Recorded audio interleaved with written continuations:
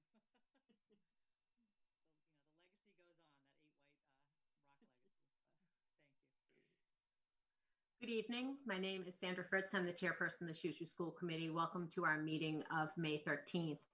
Tonight's virtual meeting is being broadcast live on Celco channels 29 and 329 and streamed live on Shrewsbury Media Connections website. Thank you to the work of Mark Serra and Shrewsbury IT Director Brian LaRue.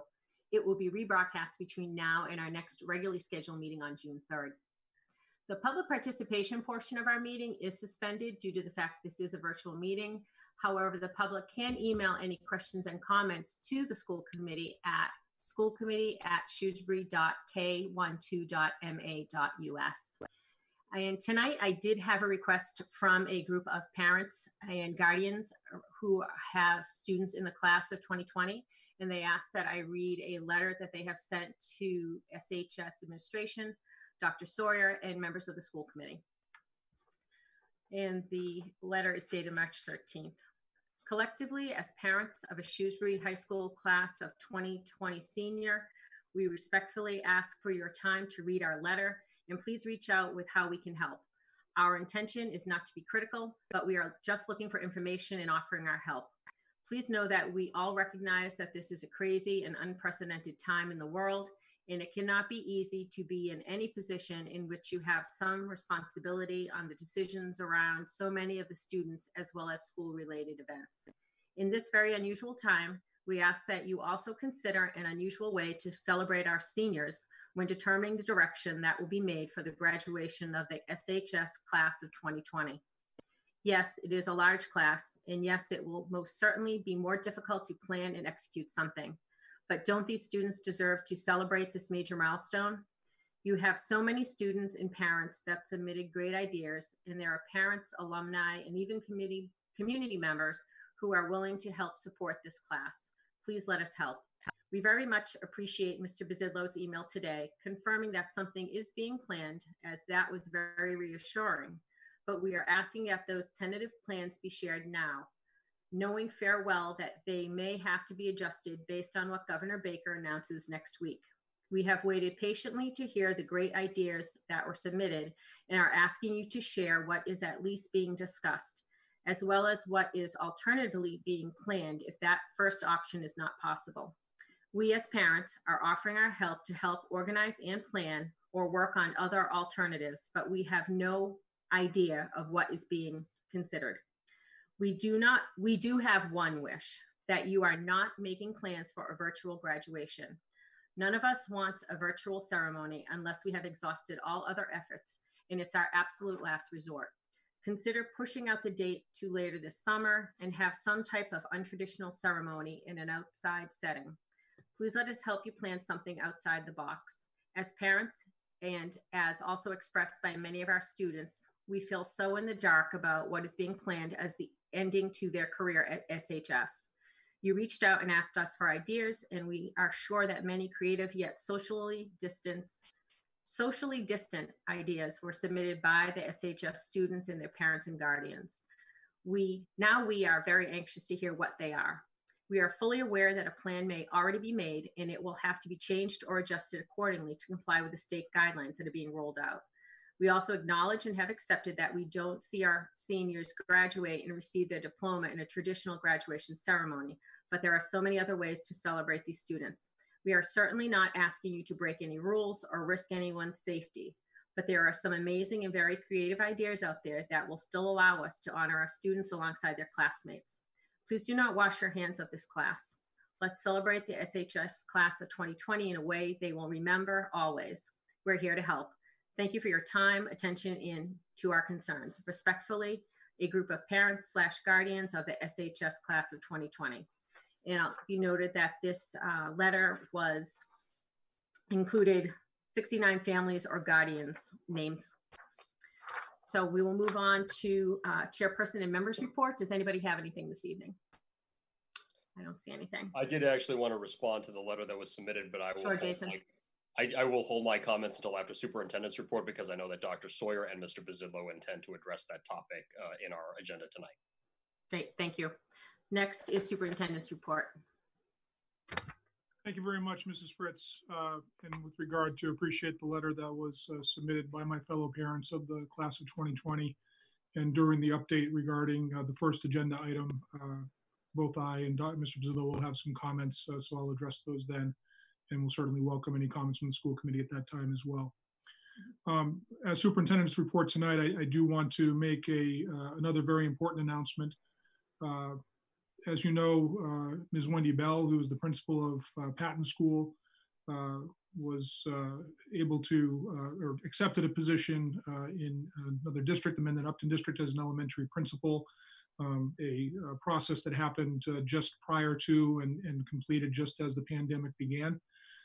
Ms. Bell did a tremendous job over the past 20 years at Patton School, both as a teacher and over the last several years as principal, and she'll surely be missed. I've given great consideration. One of the most important decisions that a superintendent makes is about who is appointed to the principalship of each of our 9 schools.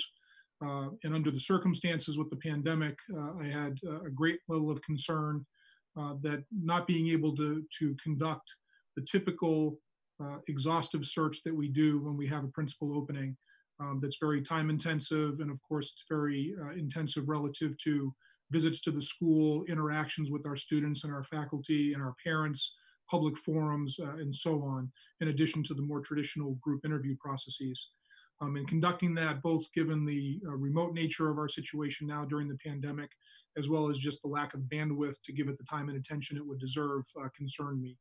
Additionally, even if we were able to identify a candidate, if we went through some type of search, trying to have a new principal on board during this time of such uncertainty, and given the challenges that we face next year relative to what all of our schools will be facing with so much uncertainty relative to how the pandemic will continue to evolve.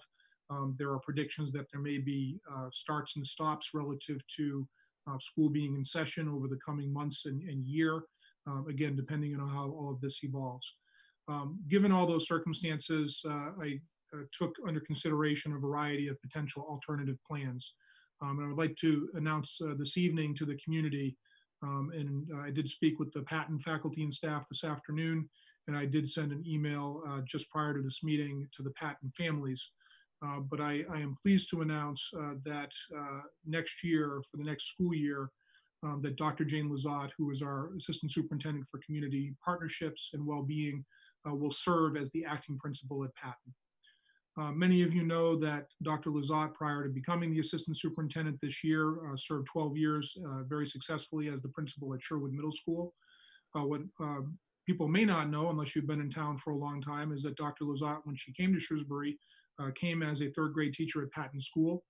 She taught there, and then she taught at Spring Street School for a number of years, then became the assistant principal at Floral Street School, was promoted to become the principal of Spring Street School after that, and then became principal at Sherwood. So she has very deep experience as an elementary educator and elementary principal. In fact, among our entire leadership team, she has the most principal experience. Given the challenges for next year, I felt it was the best move to put someone with her level of talent and experience in charge of the Patton community to help shepherd them through this difficult time ahead.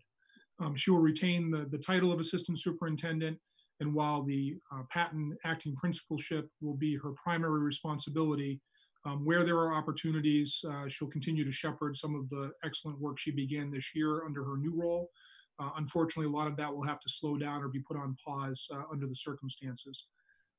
Dr. Lizotte, of course, is the consummate team player, and she is eager to begin the work of transitioning, working with Ms. Bell. She'll be reaching out to the Patton community soon, and frankly, the school community couldn't be in better hands next year, having Dr. Lizotte serving as acting principal.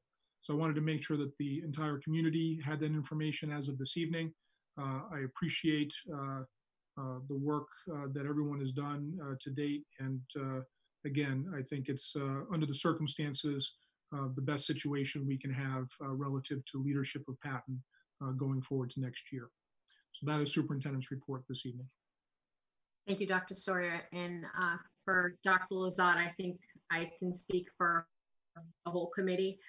Thank you so much for stepping up and doing this at a time when transition is always difficult, but what we're experiencing is something that we've never done. And having you and your wisdom and your experience is just such a great thing to be able to do.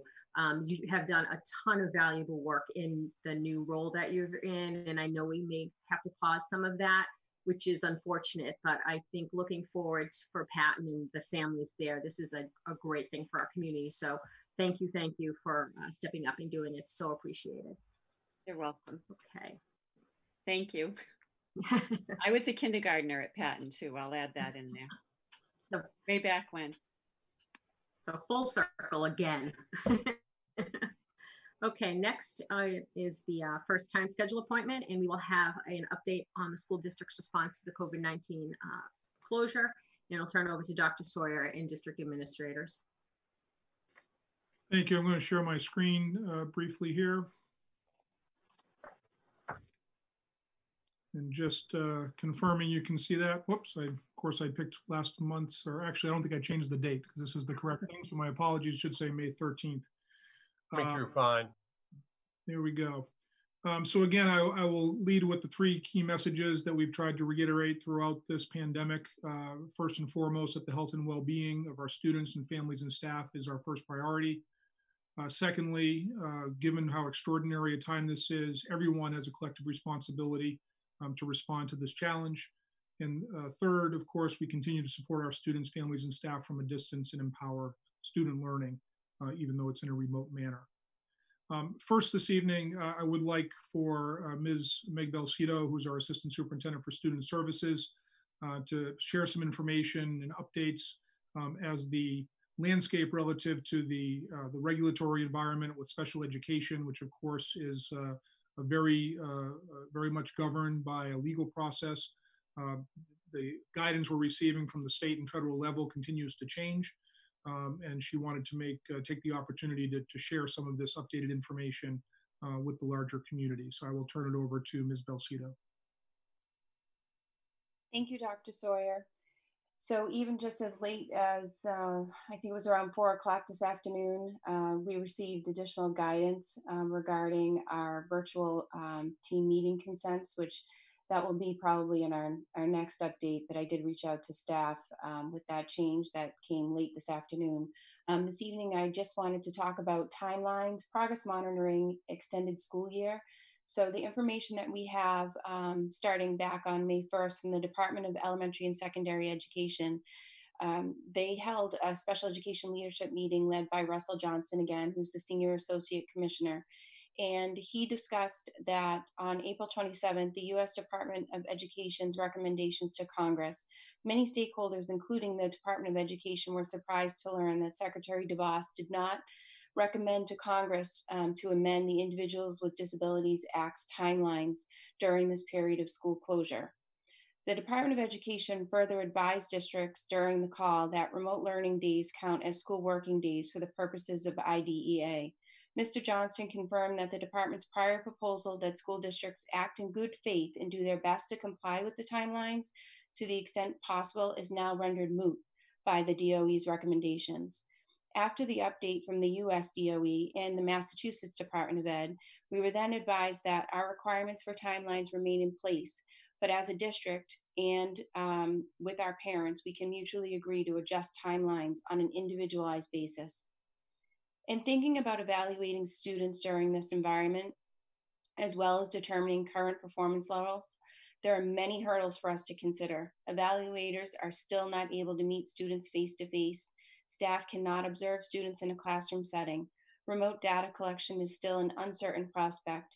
Access to physical student records and other essential resources remains a significant barrier to ensuring thorough record reviews and compliance with IDEA timelines.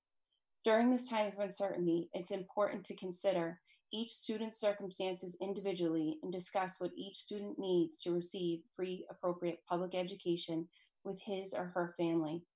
Individualized agreements can be made in many cases to extend all types of timelines if a reasonable extension is in the student's best interest. We are very hopeful that many parents will be willing to accept a modification of timelines when they are necessary to ensure that evaluations are comprehensive and appropriate, and IEPs are effectively designed to ensure students free and appropriate education. Parents and staff should discuss how much time is necessary and realistic given each student's needs and agree upon specific time period for completion of various tasks. Once these things have been done, the district will document these terms of agreement in an N1, which is referred to as our district proposal to act. Lastly, with regards to our extended school year programming, the district has been advised to plan for both in-person with public health safety precautions and virtual considerations with continuing support, resources, and instruction remotely. We hope to learn more regarding the extended school year services by the end of this week or early next week. And that's it at this point in time. Thank you, Ms. Belcito. The only other topic that I'll address tonight with the community and with the school committee is was referred to in the letter that many parents had submitted to the school committee that Ms. Fritz read at the opening of the meeting, is with regard to how we might honor the senior class of 2020 of Shrewsbury High School. The slide you see on your screen, you'll see lawn signs popping up around town. I believe many were delivered today that recognize our seniors. I'll be very proud to plant this lawn sign on my lawn when it is delivered. It's an extraordinary group of young people that we are extremely proud of, and we feel terribly about the situation that they are in due to the circumstances that are certainly beyond all of our control. And I appreciate all the parents who put this initiative forward. I know Christine Purple in particular took a leadership role, and I know there's a number of others, and I don't have your names, but I really appreciate that that's one of the many ways in which we'll honor our seniors under these very difficult circumstances. And at this point, I'm going to stop sharing my screen so that both I and Mr. Bizidlo can be on camera rather than seeing the slide. So we're back to that view, I believe. I just want to make a few comments and then ask Mr. Bizidlo to speak as well. I have some notes, but I certainly also want to speak from my heart. I know firsthand what a difficult situation this is for our students, their families. This is certainly not what any of us expected when it came to our children's senior year. One thing I can assure you of is that, and I have no problem at all with the letter that was sent to the school committee, with one exception. For anyone whose children have gone through Shrewsbury High School and had communications from, heard their administrative team speak at a variety of events, have witnessed them interacting with our students over the course of these 4 years, how anyone could even imagine that the leadership of Shrewsbury High School would, quote unquote, wash their hands of our young people. I just don't know where that's coming from, other than the fact that this situation that we are all in and the stress of it is causing people to think through an emotional lens instead of one based on their experience. I can certainly assure everyone that Mr. Bizidlo, Ms. Monopoly, the rest of the high school leadership team and the faculty and staff there care incredibly deeply for our children. They work incredibly long and hard hours before this ever happened, and that's only increased since. I know that they've been spending their hours in recent days working with students who are in crisis, working with students who, no matter what we do to honor them, will otherwise not receive a diploma because they stopped doing work once the thing shut down, and with the best interests of students in mind, keeping people's well-being at the forefront of what they're trying to do. At the same time, they have been planning. And I appreciate greatly that Mr. Bizidlo reached out to the Shrewsbury High School community, parents, faculty, students, to get ideas for the best ways that we can, under the restrictions that we face, to look at what we might be able to do to honor our seniors. We know certainly that we're being asked as a society to make sacrifices right now. Unlike previous generations, where high school graduating seniors were being asked to essentially pick up a gun and go to war for their country to defend democracy, waiting to see what their draft number was, whether that was World War II or Vietnam. Our seniors are not being asked to do that. Our seniors are being asked to be patient, and their families, as we try to work through with the best way that we can honor them, because the sacrifice that we're making is that we don't get to have the typical ceremonies that otherwise we would under normal circumstances. And that's a shame, and it's disappointing, but we also are in the middle of a pandemic that does create great risk for many of our people in our community and our families, especially those who are most vulnerable. Our elderly, our own, for speaking from parents, our own parents, our children's grandparents, people among us, whether that's our own students or faculty and staff, or parents or who are immune compromised and for whom in-person events pose a great risk, which is why all the rules and regulations are in place right now. I have certainly understand and appreciate that people want there to be creative thinking about how we might honor our students. And we certainly, I think, will be creative, and we will try to do the very best we can to do that in a way that is befitting their experience and befitting Shrewsbury High School.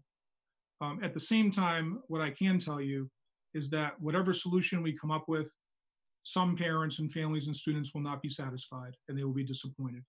That's a reality of the situation we face. I can assure you that we will do the best we can to provide the best experiences under the circumstances. We also don't want to put all of our eggs in one basket. We do not know how this pandemic is going to evolve. And certainly if we look ahead to future weeks and months ahead, that is fraught with issues relative to whether or not something can be planned, and then students will be doubly disappointed if it isn't able to happen. I firmly believe there are some things that need to happen in the near future, and depending on what Governor Baker advises next week, that we may be able to have some opportunities that could happen in a different way at a future date. And we're considering all those possibilities.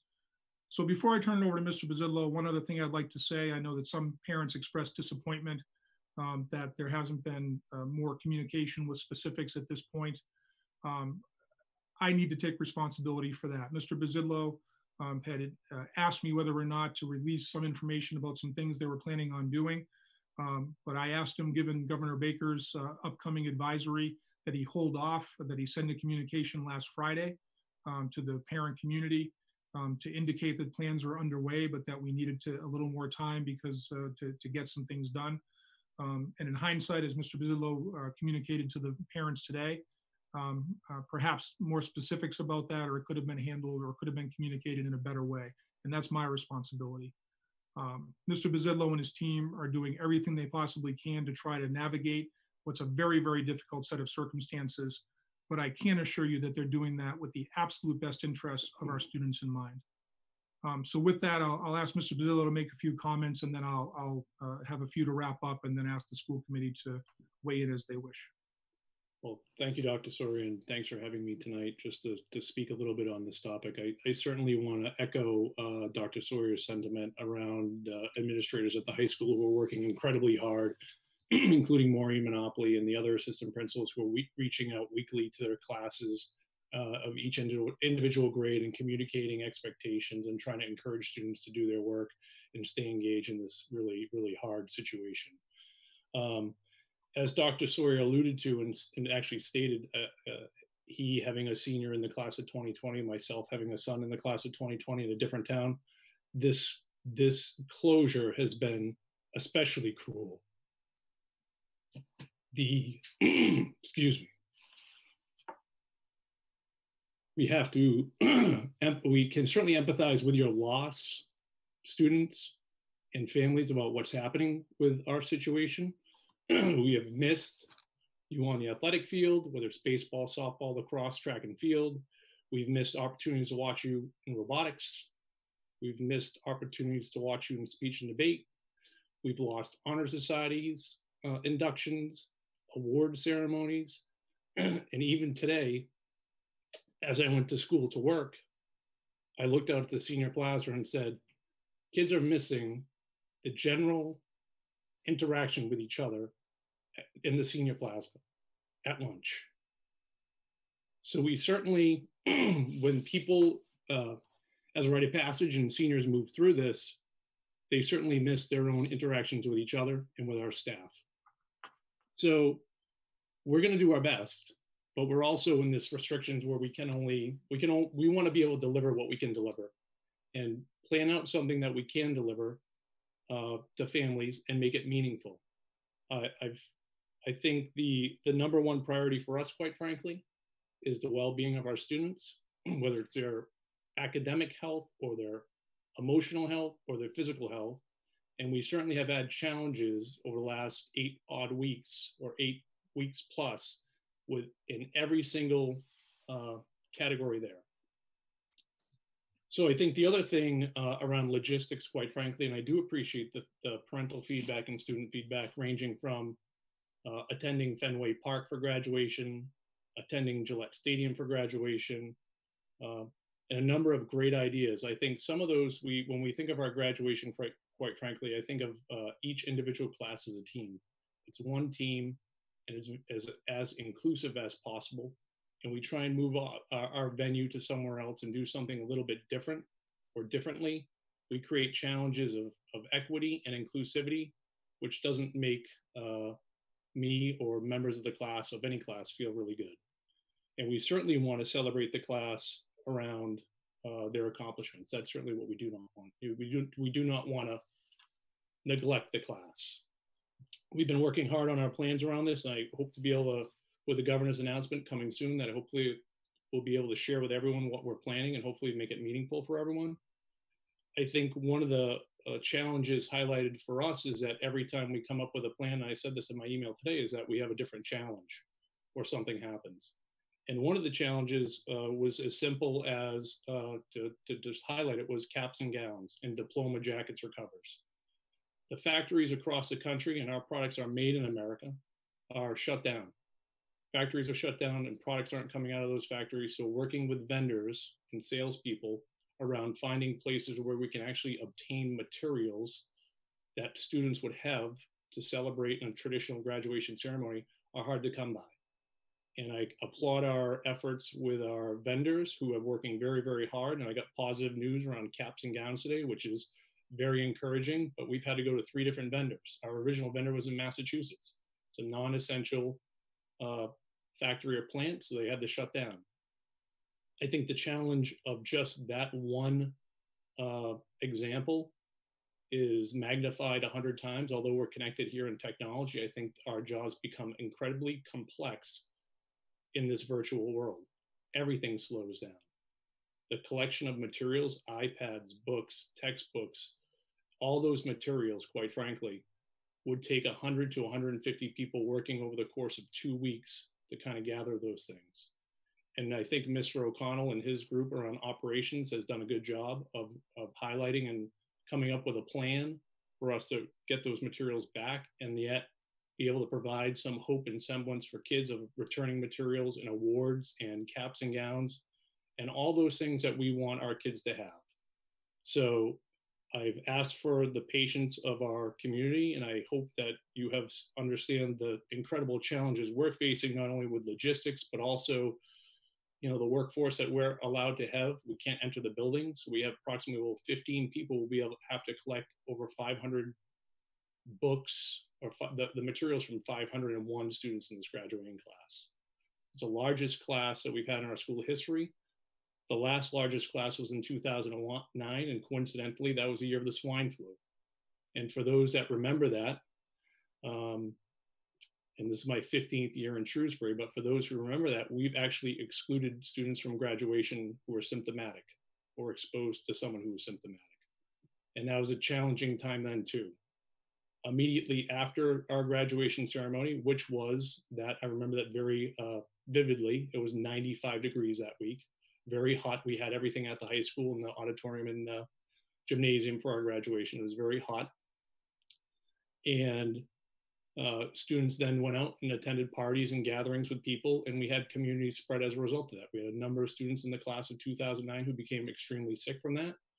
We did have a vaccine at the time, and the vaccine was administered prior to all these events happening, and we still had some really significant illnesses with that class. So again, if health and well-being is our number one priority, then certainly we have to make some decisions around what is going to be best for our community. And I'm certainly, I certainly appreciate everyone's feedback, and we're doing the best we can given the situation. One of my staff emails I sent out a couple of weeks ago said we have to make lemonade when given lemons, and that's what we're trying to do. We certainly need a lot more sugar for this one, so please bear with me, and I appreciate your support during this difficult time. Thank you, Mr. Pizzillo. Again, I want to be clear that there's a lot of hard work going on. I appreciate the frustration that's being expressed, and we will do everything we can to communicate as effectively as we can as decisions are made. I do think it's important that communications be clear when we know what there's a plan, providing with respectfully, it rarely works well to provide one plan and then have to change it because it creates confusion. And that is, again, why I asked Mr. Pizzillo to hold off on sharing certain elements until we had more clarity around what may or may not be allowed in the months or weeks and months ahead. But we have to consider the regulations we need to operate within. We have to consider, obviously, the health and well-being of our students in the school community. I am confident that whatever we ultimately do, it will be our very best effort to provide the kind of experiences that are heartfelt and that are meaningful to our students and to our families, the very best we can under the circumstances. So again, we appreciate the feedback. We will work to help people understand all the different elements as we go forward. And at this time, I'd be happy to take any comments and questions that the school committee has. Thank you, Dr. Sawyer. John. Thank you, Sandy, and really appreciate the heartfelt comments from Dr. Sawyer, Mr. Pizzillo. This is an emotional time for everyone. Myself, I've been referring to this as kind of riding the Corona coaster. You know, it's kind of your range of emotions. You have your highs, your lows, and everything in between, and you know, you're hoping something will break, right? You know, you maybe will flatten the curve. Maybe, you know, we can preserve the well-deserved moments that our senior class is desperately missing. You know, the last performances, you know, the spring sports clubs, activities. You know, I know I've said it, you know, many times the last several weeks, but I'm the parent of a senior as well, class of 2020. So I totally understand, you know, what everyone's feeling. You know, it's and I'll be honest, you know, full disclosure, you know, it's been a heartbreaking 24 hours, you know, for me. You know, being a lifelong resident of Shrewsbury, fortunate to raise my family here. It's just, I wasn't in a great place this morning. You know, it's probably the toughest of the last 8 weeks, you know, that I've been on that kind of up and down, you know, emotional roller coaster. You know, I've read through all of the social media comments, concerns, the emails, the letters, you know, have been sent to us. I always appreciate, you know, perspectives. You know, it helps me serve in this capacity, you know, and I recognize that truly I'm obviously much closer to what's being done within our district. I see it, you know, I'm fortunate to see it every day. And I know this has been an extremely big challenge, you know, and honestly, for me, I've been on the committee for 5 years. It's by far the most activity I've seen in terms of, you know, opinions and just kind of just trying to understand, you know, everything and just managing just school committee and being a parent of a senior, right? It's tough. It's like compounded, you know, it's just been challenging. Even without a senior, it would be challenging as a school committee member to just kind of read through, you know, a lot of comments and just a lot of frustration. And I get it, you know, and we've talked about this, you know, over the past 2 months. I think the best way to put it is there's no playbook for this. We don't, you know, we can only control what's kind of within our control, right? I think, I definitely respect, you know, the opinions and understand the perspectives of communication. Yeah, it's important, you know, but it's been a kind of one day at a time thing. I know for me and my family, and really the challenge that we're faced with right now, as a community, as parents of seniors, it's what's feasible. Our current guidance, says that we can't have any more than 10 people in one location. Okay, so how do we decide what works best, knowing what we know today? I felt happy that Governor Baker acknowledged that we would hear a little bit more about what's doable with graduations, because it's obviously, on his mind as well. And I felt some comfort in that, and, I think this is something I know I've looked forward to, since Jack was born, especially, watching each of the last 5 graduating classes. I remember sitting at the DCU Center last year and thinking to myself, boy, that's going to be my son, and it is heartbreaking. It's just no other way to put it. And, I think the challenge is just unlike anything we've ever faced as a community. It's hard for everyone. And all I can say is that, your interests, as parents of seniors are well supported and represented. We all want to celebrate the class of 2020, and we definitely will celebrate, within the boundaries of what's feasible, certainly, and what's safe for all. So it's, again, just to thank, everyone for the feedback. And I especially like to thank, our leadership for, just, trying to make, do with what we know today. Right. So thank you. Thank you, John. Jason? I have a lot to say on this topic, and I guess first I want to start by saying that I've spent a significant amount of time over the past few days reviewing comments on this topic on social media. Just the other night, I was made aware of a Facebook group that was set up in support of our senior class of 2020, and I've been reading through a lot of the commentary there, as well as some of the thoughtful and reflective emails that we've received as a committee. First of all, I want to thank the members of the public who have chosen to speak up about this topic, either directly to us or through some other medium. As school committee members, we begin every meeting we do with something called public participation, as Mrs. Fritz alluded to earlier. We are always asking for public comment on various topics. We hold budget hearings every year. And there are times as school committee members when we feel like we're doing something incredibly important, like making difficult decisions about the next year's fiscal budget, and we receive very few comments or very little input. And so it is heartening to us when we do receive feedback, because that feedback from the public is important to our perspectives as school committee members. It's important to the work that we do. So I want to thank everyone who's taken the time to comment. What I have seen and heard over the preceding few days is a lot of frustration over a lack or a perceived lack of clear communication. And listening to the superintendent and Mr. Bizidlo earlier this evening, it's clear to me that that frustration is heard and understood and acknowledged and will be addressed. And I want to express my appreciation for Dr. Sawyer and Mr. Bizidlo for their attention to this matter and for the work that they have done and will do to address the public's concern, and in particular, the families and members of the class of 2020's concerns on this. In particular, I was very moved by Mr. Bizidlo's message earlier today to families, which I thought not only took responsibility for a perceived miscommunication, which I thought was very big of Mr. Bizidlo, but also was very direct with families as to what the calculus is in making some of the decisions around this important decision.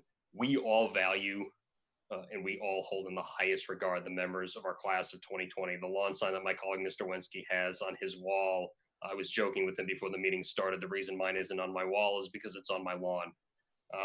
And we all want to make sure that we do everything we can to celebrate our seniors. What I'm hearing from our district leadership tonight and the leadership at Shrewsbury High School is a desire, and I want to underscore this because I'm seeing a common desire between our district leadership, our high school leadership, and a lot of the comments that I've been seeing on social media and that we've been receiving as school committee members. And that is a desire that there be some sort of in-person component to celebrating our graduates. The quick and the easy answer would be a massive Zoom meeting, a massive Microsoft Teams or Zoom thing where we read kids' names and gave diplomas, and that could be something that could be logistically organized, I'm sure, comparatively quickly, and a box could be checked off. But what I've heard Shrewsbury High School's leadership express and the administration of the district express is that they, like so many families, would love for there to be able to be some in-person component to acknowledging and celebrating our students. And that's something that I share as well. I want to emphasize to the families and community members who have spoken up about this topic that there is a difference and perhaps a conflict between a satisfying solution and a quick solution. The quick answer, the complete answer, would be the Zoom meeting, the Microsoft Teams graduation, and that's that. With the desire to have an in-person component of these celebrations, we are going to have to wait, and there's going to have to be a tremendous amount of patience. Part of my day job is monitoring some of the announcements that have come from state government regarding COVID-19 on behalf of businesses and local governments in the area. I've been keeping a very close eye on what the governor and his team have been putting out with regard to public health and safety. The fact of the matter is we're probably going to see a report next week that outlines a phased reopening of our economy, but even that plan is going to be dependent on the data surrounding COVID-19 as it develops. Nobody has a clear set of answers as to when things are going to start to approach normal or when certain types of in-person or social activities are deemed safe and acceptable. There is a lot of questioning. There is a lot of not really knowing when it comes to planning any sort of in-person activity going forward. And while I hear and appreciate all the feedback we're receiving on wanting an in-person component to celebrating our seniors, and I share that sentiment, I just want to emphasize that a quick answer, a quick plan does not necessarily meet those needs. It's not the quick answer we're looking for here, it's the satisfying one. And we have heard from some parents, and I do respect their opinion, that they wouldn't mind seeing the details of a plan A or a plan B or a plan C, but I would gently suggest, and with all due respect to my colleagues, I am a bit closer to high school graduation age than any of they are. I would suggest that I do think that that's a difference between an adult perspective and a student's perspective. I think for an adult saying they don't care whether they see 5 different options, they just want to know what the options are. I do think for students, when you tell them that the plan is X and that turns out not to happen, I think that can be incredibly disappointing. And what I've heard from Dr. Sawyer and Mr. Bizidlo tonight and before tonight is they want to avoid a situation like that. They don't want to set our students up for disappointment. So what I'm hearing tonight is an acknowledgement of communications issues and a commitment to addressing them. I'm hearing that we have a lot of shared values between our school committee, our administration, the parent community, and those folks, seniors at class of 2020 and adults who have contacted us about this issue. There's a lot of shared values, but what I want to ask of the community tonight is patience. The quick answer is not necessarily the one that you want to hear, and it's very, very important to draw the line between the two. Thank you for allowing me the time. Thank you, Jason. Any other comments from the committee? I'm not seeing any. First, I'd like to thank Dr. Sawyer and Mr. Bizidlo for the frank and honest conversation and information that you're passing out. This is not an easy decision. There is a lot still that we don't know.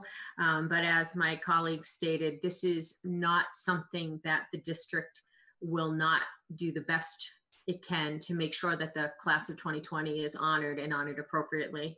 You know, it's unfortunate that we can't celebrate in the ways that we have in the past. However, I agree with Jason, it's patience and understanding as we move through this and figure out what will work and what will be something that the students will remember.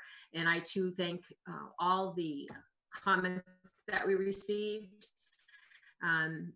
Everyone has a right to speak up. We all have a right to our opinion, and it's very helpful when the committee hears that because it makes us better informed.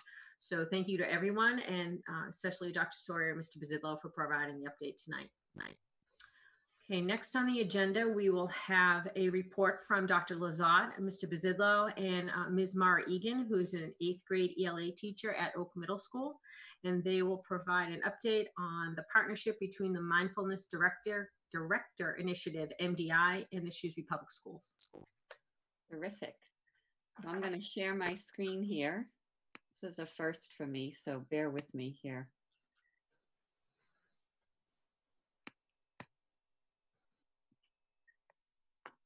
Okay.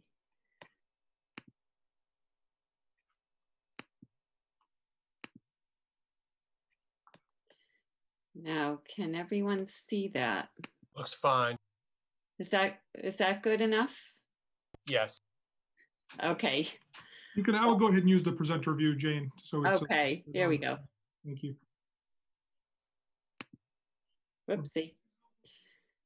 Or perhaps the slide show, I think that, my apologies. How's that? Yep, there you go. That's better.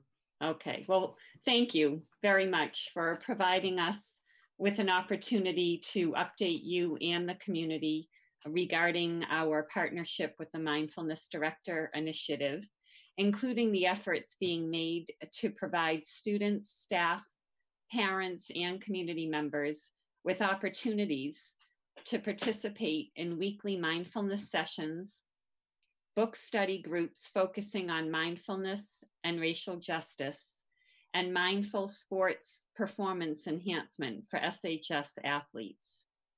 Tonight, I am joined by my esteemed colleagues, Todd Bazidlo, principal at Shrewsbury High School, and Mara Egan, grade 8 ELA teacher at Oak Middle School, each of whom will share their perspectives on this unique partnership. We want to thank MDI for graciously and generously funding mindfulness program to students at SHS and also to staff and parents across the district. The opportunities with which we have been provided that would not have been otherwise possible are valued and appreciated. We would also like to thank you, the school committee, and our colleagues for your ongoing support, participation, and interest in learning more about the benefits of mindfulness. Since our presentation to the Shrewsbury community in mid-December, a variety of offerings facilitated by MDI emerged. This slide highlights the offerings and the level of participation in each. From early January through today, the courses you see on your screen and the workshops also shown were offered and attended by staff, parents, and students. As you see, the 3 8-week introduction to mindfulness courses were provided to staff by Mark Waxman, MDI co-founder, and to parents by Miss Ruth Whitehall, licensed clinical social worker, Shrewsbury resident and parent of 2 SHS alumni. Members of the SHS girls track team also participated in 8-week courses, again, focused on mindful sport performance enhancement. Since the changes related to the COVID-19 pandemic, remote learning focused on mindfulness has continued. Again, thanks to the innovative thinking of Mr. Mark Waxman of MDI, Ms. Mara Egan, and those who have participated and continue to participate in mindfulness offerings, we are in a position to be uniquely suited to support the mental well-being of our community during this uncertain time. This slide highlights the mindfulness programming that has continued through the school closure. Mara will be providing additional details regarding the study groups in the next slide. So I'm going to turn it over to Mara. Thank you. Thanks, Jane. So Jane asked me to share a little bit of my backstory to help you better understand the story of the connection between mindfulness and racial justice. In Shrewsbury, we're fortunate to have a rich and diverse student population. For me, this work of equity, mindfulness, and racial justice is an ongoing practice to honor, acknowledge, and better understand our students and families.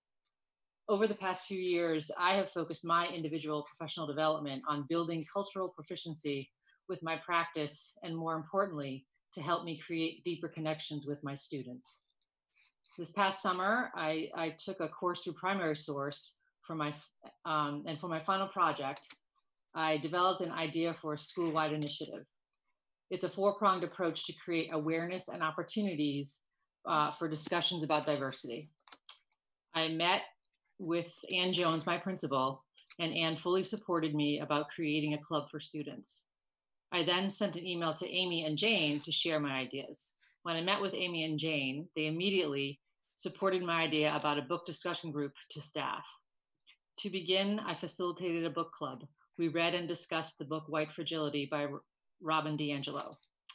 With the suggestion of Amy and Jane, I offered the book club to staff at Oak, Sherwood, and the high school.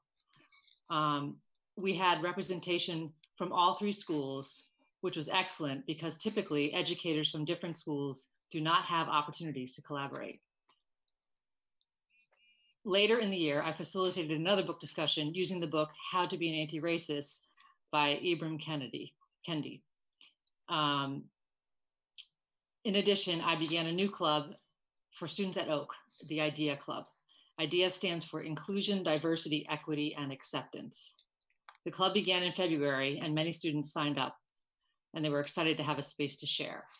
Unfortunately, due to COVID, we were hardly able to get the club up and running, but it's a club that I'm definitely going to continue in some capacity next year. It can be uncomfortable to talk about race. In the book discussion groups, my colleagues and I were able to share our thoughts and questions and our ideas about race and anti-racist practices. The connection between the discussions about race and mindfulness is pretty natural, actually. Mindfulness helps us be aware of our implicit subconscious biases and helps us to gently explore from where our biases originate and shift our perspectives. Combining mindfulness with a lens on racial justice has truly been an excellent experience, and Mark was the perfect facilitator. Next slide, Jane. Thank you. And here are some of the few quotes from the participants from the Mindfulness and Racial Justice group. Mark was highly skilled in facilitating and leading our mindfulness practice and discussions. Hand in hand, mindfulness practice and discussing the topic of reducing bias are very powerful, and adding mindfulness has proven to be crucial. The work of mindfulness can bring healing, peace, and even resilience to our lives. Working on our personal inner selves helps to improve the collective inner self. Mindfulness is a tool that can make us stronger teachers to support our students. The guided mindfulness foster discussions about our own biases and how our experiences form our beliefs and attitudes toward others, and reconfigured our perspectives to show empathy, understanding, and compassion for all. And finally, just one quote by Cornelius Minor, who is a leading advocate for equity in education. And I think it really kind of sums up where we all are, where we all want to be. He says, if we aren't doing the work of equity, then we aren't doing the work of education. Thank you. Thank you, Maura. Now we're going to hear from Mr. Bizidlo. Great, thank you. So Mark Waxman, the co-founder of MDI, has came into our school and worked with members of the Shrewsbury High School girls track team and met over the course of 8 weeks to try and integrate mindfulness in their sports, home, and school routines.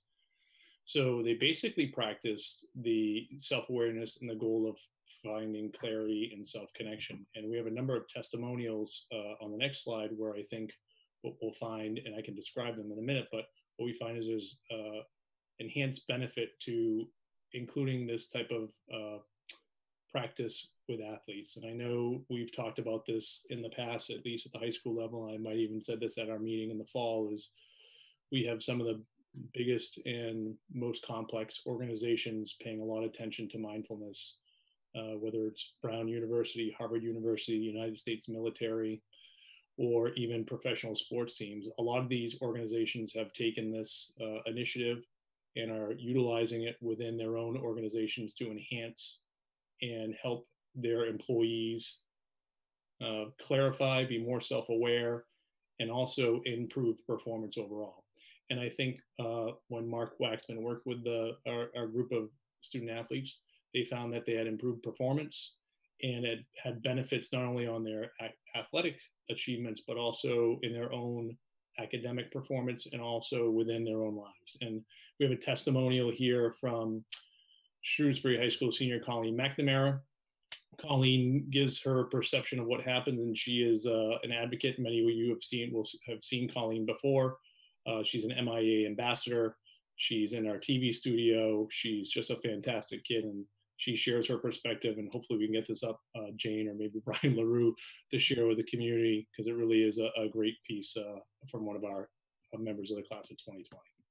Okay, I'm going to give it a try, and it will be up on the website if not, if this doesn't work, but I'm going to try it now.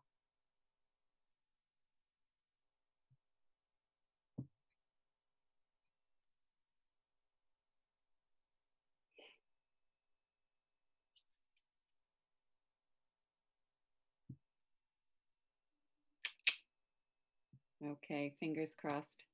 I might have to hold on this group. All right, it's getting caught. So to be continued, Mr. Bizidlo, I'm just going to go on so people can see a big intro for Colleen, and sorry, Colleen. Colleen, it will be available. Yeah. Colleen's actual video has actually been posted to Schoology for all our students to view as well. So there's a link within Schoology. So if there's students watching tonight, you can certainly go into Schoology and watch our video. It's actually really, really good. It's about 35, 40 seconds. So just some testimonials from members of the girls track team. I think what you're seeing here, and I don't want to read through these, but I think what you're finding is that there's a better awareness of what's happening. Everyone. I'm Colleen McNamara, a senior at Shrewsbury High School, and I participated in mindfulness classes this year and was definitely positively influenced by them. I find that our generation, there are a lot of extra pressures that create prolonged anxiety. I mean, there's more mental illnesses to be aware of in social media, all that type of stuff, where mindfulness, I found, was just kind of an escape from that, escape from, I don't know, sports, academics, anything. And you can truly just be, just appreciate, reflect, and truly grow with the group you're with and individually. And I definitely suggest that you do it. It's super, super beneficial. Okay, there we go. That was Colleen's pitch for to share her experience with the students of our school to try and enhance or provide opportunities for them. Kira and Zach are collaborating oh boy, and using Grammarly along the way. In the past, Kira and Zach haven't quite connected. Okay. How are you doing? So good. But even though their minds work. Why don't you just go ahead and mute yourself, Jane? That certainly is a tough act to follow, Dr. Lazat, so thank you. You certainly brought some levity to this meeting, which I can appreciate. Thank you. So as we look at the testimonials here, for those that are watching at home and on screen, we certainly have looked at what students are doing in terms of the breathing, the exercises, having reduced anxiety, and also focusing on performance in terms of racing, which I think is a really interesting component of this. There's all sorts of ways that we could potentially utilize this within our school community, not only for students who might have want to find some balance in their lives or be more self-aware of some of the triggers they may have when they're feeling anxious or stressed. So when we read these testimonials, and it's a small sample from the girls track team, I think there's certainly opportunities for us to expand this to students within our school beyond the girls track team. And the pandemic has certainly provided obstacles for a lot of things, but this is one of the initiatives that we worked really hard on over the summer and this past year with MDI to get it up and running. And there's a sense of disappointment from me, and I know from Dr. Lazat and from Mark Waxman from MDI around the work and energy and time we put in this with our school counseling department and our school community to try and get students involved in this during the school day and after school. So I certainly hope that we'd be able to continue this in the fall, and I'll let Dr. Lazat move to the next slide.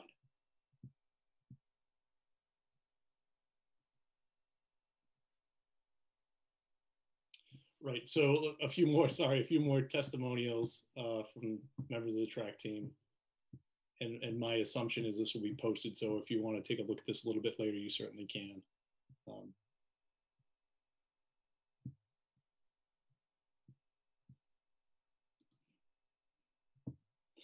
This next slide is from testimonials from members of our school community. And Dr. Lazat, if you just want to advance that one more slide. Is from members of our school community. One more slide. Oh boy. Okay. There's a slide for those in the audience. There's a slide that talks about testimonials from staff and also parents in the community who have participated in the mindfulness course and some of the things that have happened around guided meditation and expertise are people feeling a really good sense of being grounded and balanced, and also helping manage their family lives.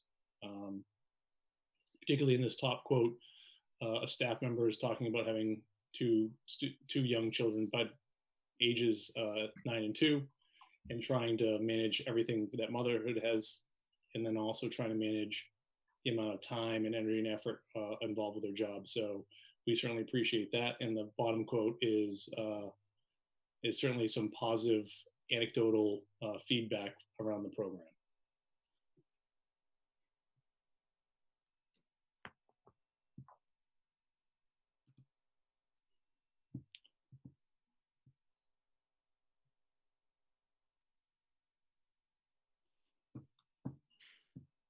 I apologize. Working this through here with a couple helpers. So overall, what we wanted to share tonight was just the different and varied experiences that our community was able to have the option to take advantage of. And, you know, we had people who came forward and said, I'll give it a try. We had others say, you know, this isn't for me, or not now, maybe, you know, a month from now, maybe next year, maybe not at all. But I think the value of providing people with options to improve their well-being or try something new they haven't tried before truly is invaluable. It's a message that we share to our students. Our recent alumni meetings with students and fellow and alum all had to do with try something new, connect with others, take a step back, and I think that many of us benefited this year from the partnership that we had. So Mr. Bizzillo and I are asking tonight that you vote to continue this partnership between the Shrewsbury Public Schools and MDI for the 2020-21 school year. MDI has agreed to, again, continue to provide these opportunities and others to students, staff, parents, and community members. They've offered to fund a full-time MDI director, or the cost is $75,000. We're asking that the Colonial Fund fund a portion of that, just to show our you know, commitment, gratitude, willingness, again, to provide opportunities, well-being opportunities to our community in the amount of $7,500, and that would leave MDI funding the remaining $67,500. So at this time, I'm going to stop sharing the screen, and Mr. Bizzillo, Ms. Egan, and I are willing and available to take any questions that you have. And I'm sorry for the tech issues. Thank goodness for family members who can help us, though, with our technical issues. Thank you for your report.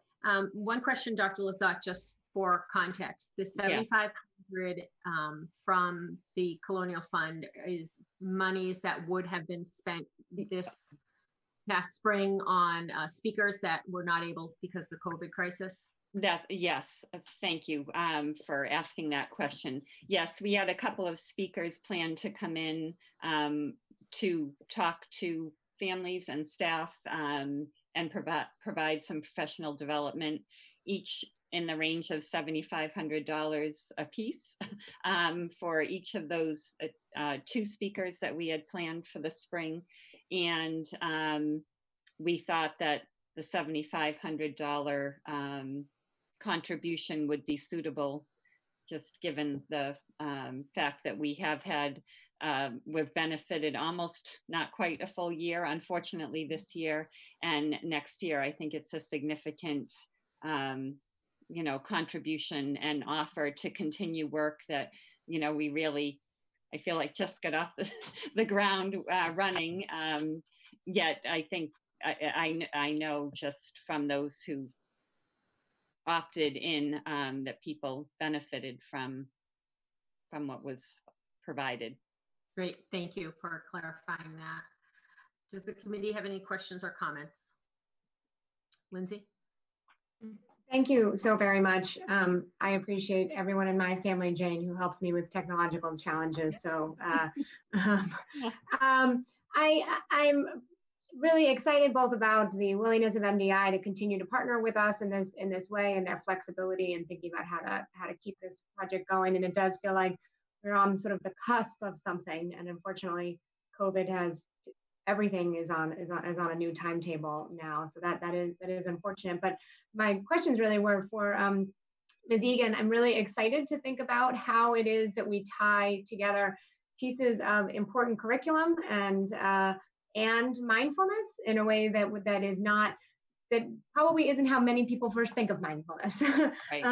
As a person himself, I work to co-chair some DEI work in my professional life, and so I was excited to sort of see what you're thinking about and what you're exploring.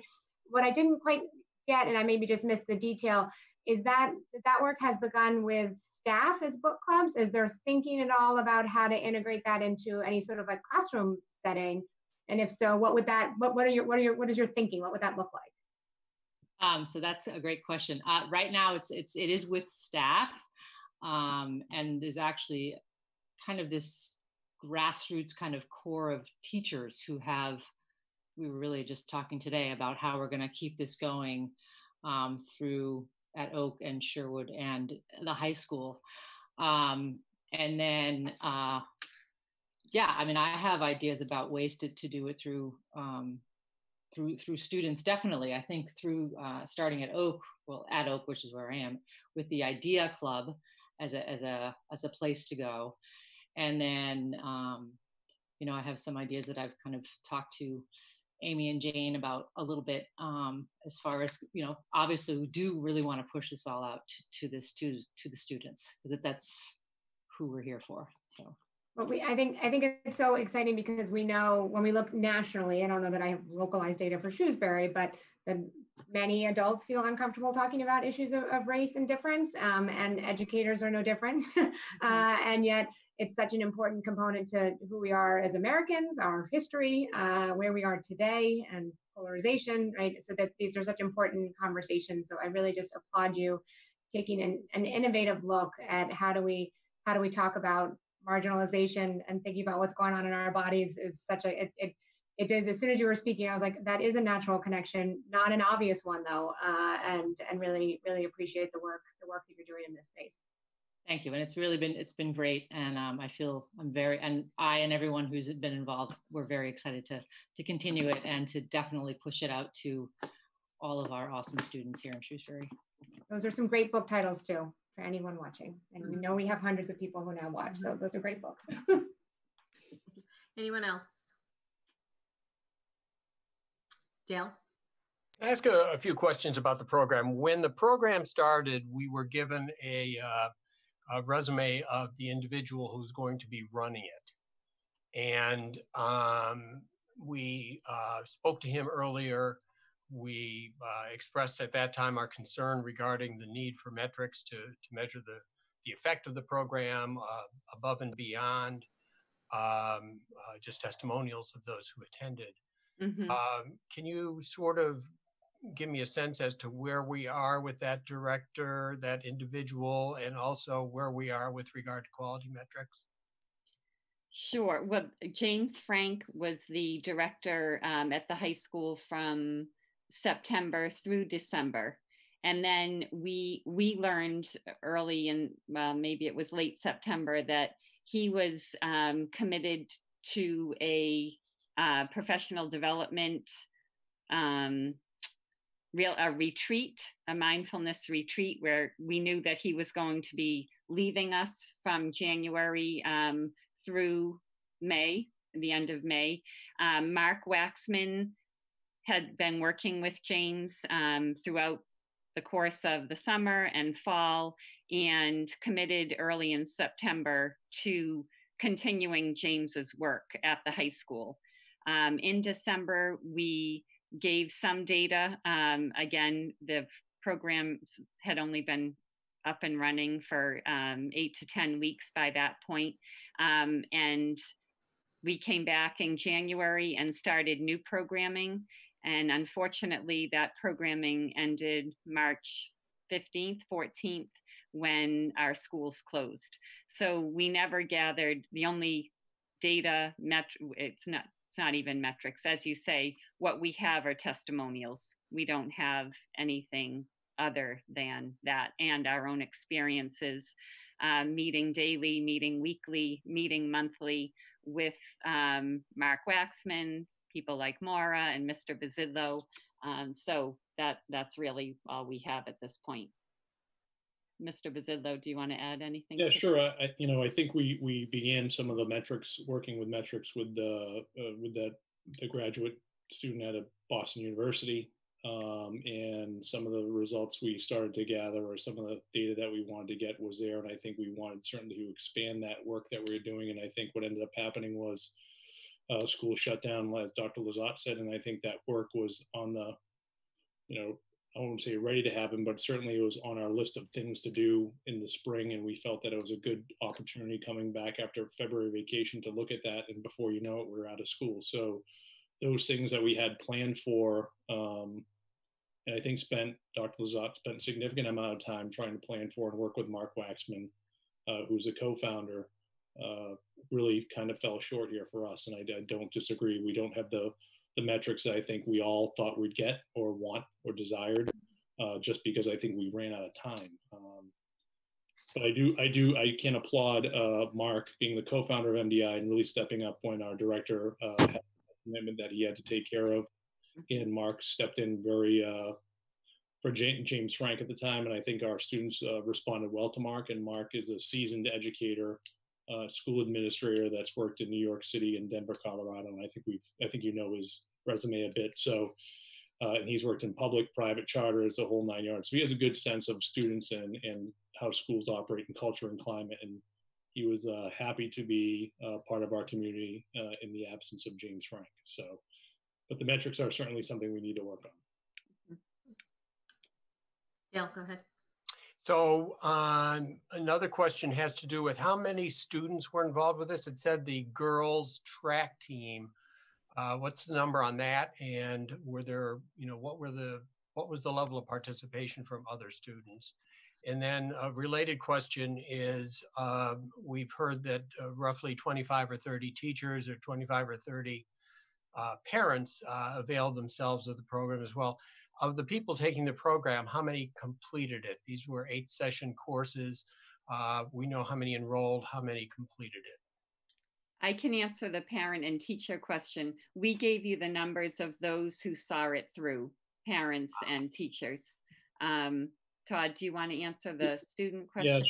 And Mara, if you want to add something. I appreciate the question. I think, and I don't have this, it's one of those things where I had it and for whatever reason I don't have it. So I'm going to estimate here, it's anywhere between 12 and 15 members of our indoor track team, which is a small segment of that group. That group's probably 80 or 90 students. They took upperclassmen, particularly some distance runners, around looking at some of the things they needed. And certainly is more upperclassmen voluntary opportunity around that. And Mark's specialty is working with athletes, runners, and those who also are row. And he's worked with those two teams or athletes before, so he has experience there. So it's a very small sample, undoubtedly. Mm-hmm. Mm-hmm. Anyone else have any comments or questions? I can just add just one thing for Dale about students. We didn't, for the Idea Club at Oak, we didn't really get off the ground too much, but my thought is that I could, collaborate with the mindfulness director and kind of bring that mindfulness piece into our club at Oak next fall. Mm-hmm. Thank you. Jason. I just wanted to comment that I'm excited about this program as it's existed, and I'm excited for its future. There's an experimental component to it, certainly, and there is an element to it that certainly I think all of us would like to get more information or data on in terms of impact. But what I particularly like about this program is that it is explicitly focused on the mental health and well-being of our students. This committee has talked for a number of years about increased concerns about student mental health and well-being. We don't know at this point what impact COVID-19 is going to have on all of that. We know that generally speaking, in the broad population in the community, that pandemics obviously create a lot of stress. Some of that situational, some of that not. And when our students hopefully come back in the fall, they're going to have a lot on their plates. They are going to, among other things, need to catch up academically in a short order of time. There's going to be a lot of stress on their plates.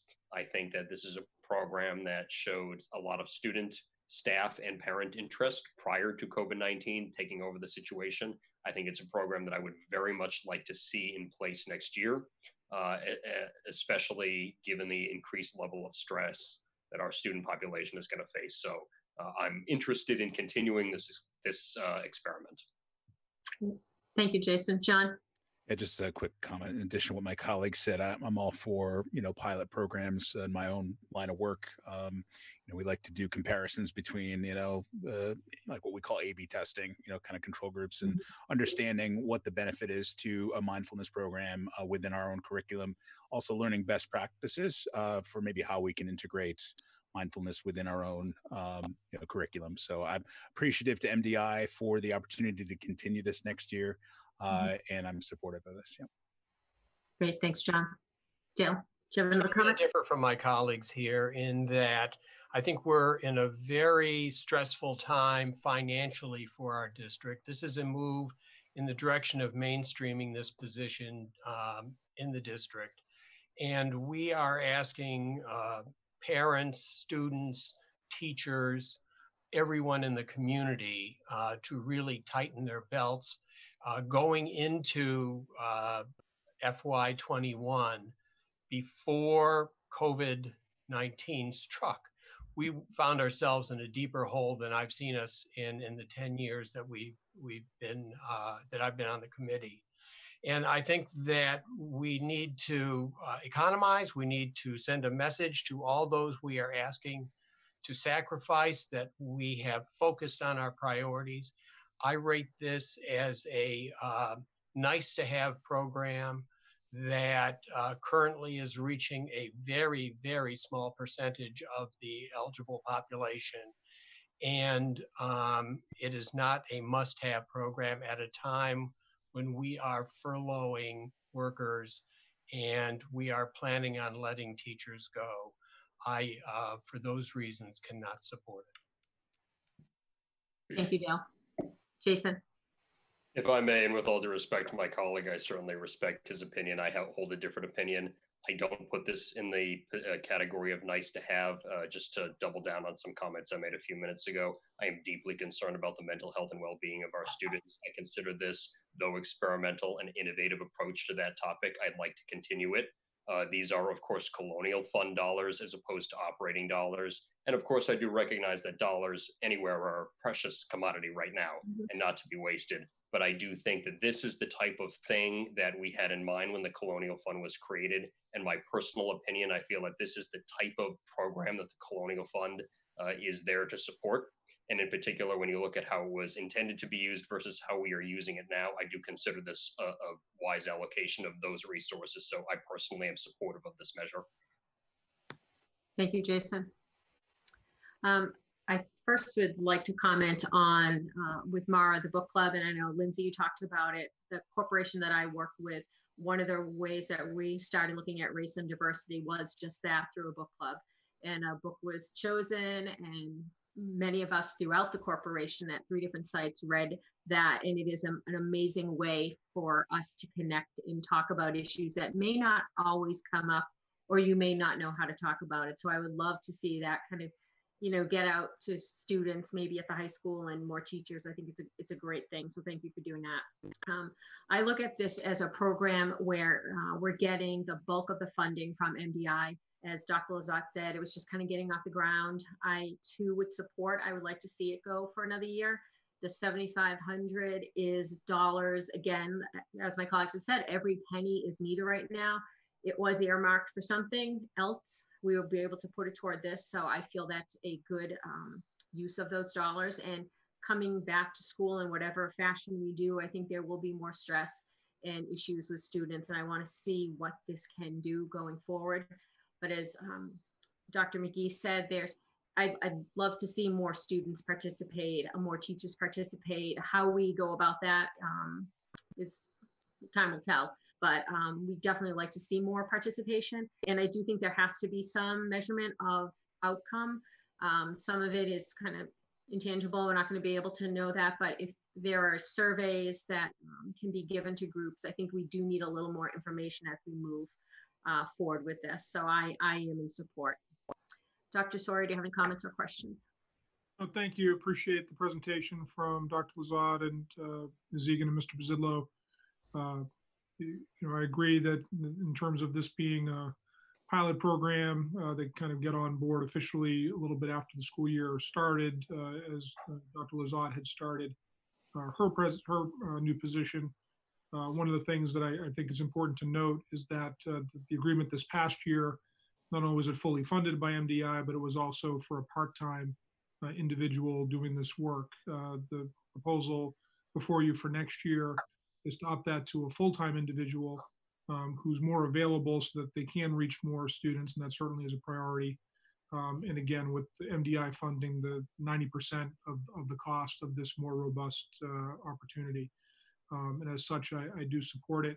I certainly appreciate the feedback and agree that if this is going to move forward in any more formal ways in the future, in ways that we can support with alternative funding, then we're going to need to make the case, certainly to the committee and to the community, that this is a valuable piece. But I do appreciate the qualitative data that we do have. I look forward to it with a more advanced planning now that it's, if it is approved this evening, heading into next year, we have over the spring and summer to plan, and I'm confident we can engage a larger segment of the student population. And I was frankly a bit surprised at the number of parents and educators who were able to take to it, and that's something I think over time we can expand. It is, as Mr. Bazillo noted, something that very highly thought of organizations around the world are using in high-performing organizations, and therefore I do think it deems further exploration and work. And given that these are dollars that we can take from what was previously going to be funded for a well-being speaker, which would have been a one-shot staff meeting and parent presentation in the evening, that same $7,500 gets us a year's worth of this individual supporting our students and parents and faculty. I do think that's a reasonable way to spend those $7,500 out of the Colonial Fund. So for that reason, I do support it. Thank you. Thank you. If the committee has the memorandum of agreement that you've all had a chance to review, and we do need to vote on this, may I have a motion to approve the continued partnership between the Mindfulness Director Initiative, MDI, and the Shrewsbury Public Schools for the 2020-2021 school year per the terms of the enclosed memorandum of agreement? So moved. Second. Roll call vote is required. Lindsay? Aye. Jason? Aye. John? Aye. Dale? Nay. Myself, aye. Motion carries 4-1. Thank you. Thank you very much. Okay, next we will have a report from Ms. Clowder on, we had a survey for feedback on remote learning, and she will go through that with us right now. Thank you. Thank you, Mrs. Fritz. Can everybody hear me? Yes. Oh, good. I'm excited to talk to you tonight about the results of the survey, which portrays perspectives of Shrewsbury families about remote learning. For me, a lot of information sparks a lot of thinking. I want to acknowledge that I sent you a lengthy report. I really appreciate you taking the time to review it, as much as the opportunity to address you tonight and talk a little bit about the highlights. I want to begin by really thanking Shrewsbury families for their feedback. As facilitators of your children's learning, parents are in the best position to share the impact of the pandemic on our students. In addition to valuing your support with teaching and learning, our educators are keen to continue the forward momentum that we've started. And sharing the plan tonight, sharing some of the surveys, is to kind of highlight some of the questions, affirmations, concerns, and insights that will help us think about the nuanced approach going forward that our educators have already really begun. That's not to say that hearing feedback is easy. In the best of times, I think it takes skill to listen receptively. And during times of stress, it takes courage too. So I also want to acknowledge our educators and thank them for really sitting with some of the survey feedback and reflecting on how it might influence their practice going forward.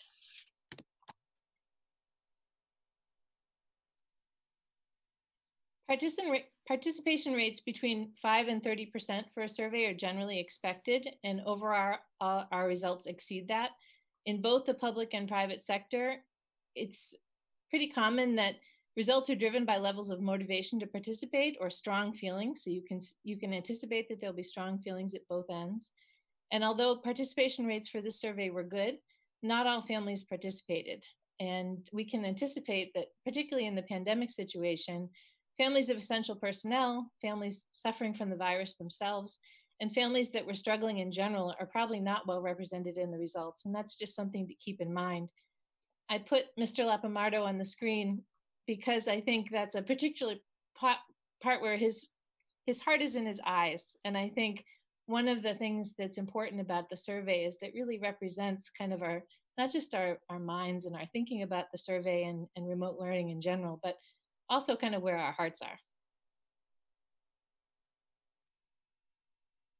So in sharing survey information, the district has long held a commitment to transparency. And it's important that, Dr. Sawyer says all the time, that we confront the facts. But I want to add that we need to be just as attentive to what we do with those facts. A survey is a snapshot, it's a helpful picture, but it's a picture collected from every family in the district that participated, and every family captured something unique about their experience. Some of their experience reflect stress that doesn't necessarily have to do with remote learning, but the conditions under which we're living with. And that includes working from home as their children are trying to learn.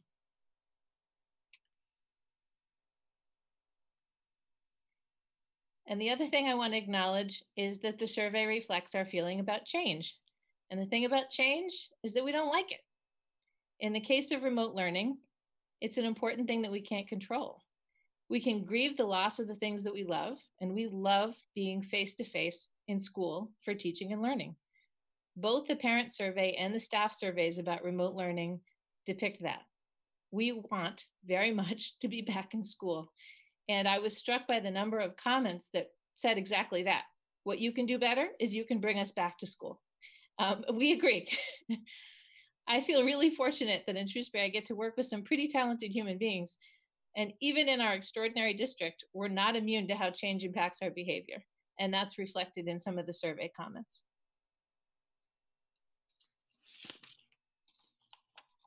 So some commonalities. Nobody wants to remain in remote learning mode.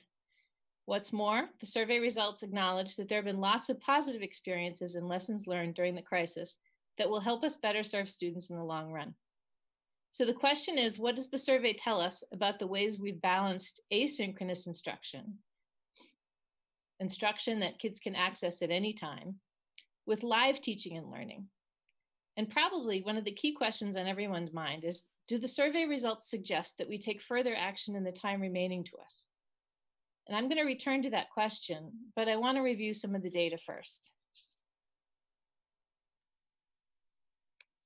So for both the elementary grade spans, preschool to grade 4, and for the upper grade level spans, grade 5 and up, I wanted to highlight some successes, some opportunities, and also some common themes, and offer them up as an opportunity to reflect together. In terms of successes at the elementary grade span, related comments from parents suggest that communication is a strength, with 86% of families describing communication from the children's school as just right. I can tell you, given how much we had to communicate in order to craft communications for the district, that felt very affirming for district leaders. Also, the exchange of assignments is something that's been very well received. Given that elementary didn't have a learning platform at the onset of the pandemic, the fact that we've been able to surmount that barrier is pretty incredible in my eyes. And finally, comments were really affirming of the lesson quality. So parents appreciated that teachers are working hard to do their best to replicate the factors of learning that are most engaging and effective for kids. One of the things that I think is interesting is families talked about some of the successes being due to the regularly scheduled release of lesson plans that enabled families to organize ahead for the common week, consistent content across grade spends, and also clarity of expectations within the remote learning plans themselves, so that not all the time, but most of the time, kids knew what their responsibilities were and parents were able to kind of see where the plan was going. And I just want to shout out to some of our cross-content teams at the elementary level, including our curriculum coordinators, our coaches, our principals, to acknowledge that the K-12 specialists working to join the morning meetings, that special educators, especially conducting small group and delivering services when they can to kids that need it, the community building efforts launched by some of our K-12 departments, all of our related service providers and counselors and clinicians together tending to learning needs, those were all acknowledged in a variety of parent comments. And I think there's no doubt that everybody's working really hard.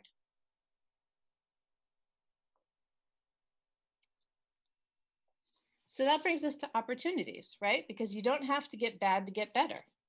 And one of the things that the survey tells us is that we need to look at the effectiveness of remote learning. So even though lesson quality was noted, and even though the exchange of information was easy, slightly more than half of families surveyed said that the remote learning plans were working effectively. That's not really a number that in typical times we'd be happy with. So I think that's something to reflect about. Interactivity was another factor. Parents were looking for more of the live interactions that seem to engage most kids. And finally, one of the things that we looked at with kind of dismay was the data about connection, because only 52% of our families selected agree or strongly agree when asked whether their child felt connected to school. And our focus really in the initial weeks of the remote learning, and certainly since, has been to kind of focus on social emotional connectedness and really engaging kids in a community.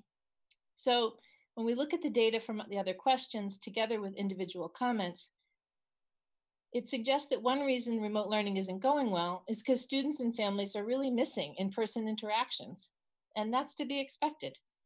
The survey results also suggest that we should really attend to time parameters. So both the overall amount of time children spend on remote learning and the amount of live interactions are factors that really resonated with the majority of respondents. So only 53% of families are looking to agree or strongly agree when asked whether remote learning plans featured a sufficient amount of interaction, but it also seemed really linked to the results saying that parents were looking for more support in terms of what the kids would be doing in workload. So we think that we need to take a closer look, particularly at the connection piece. And then I think also that bears the question of what are some directions if kids don't feel that they have enough to do? What are some ways we can encourage some independent practice of things that relate to the remote learning plans?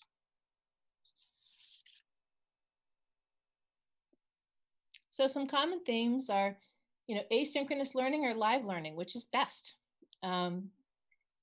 People want more interactive experiences, but not many more.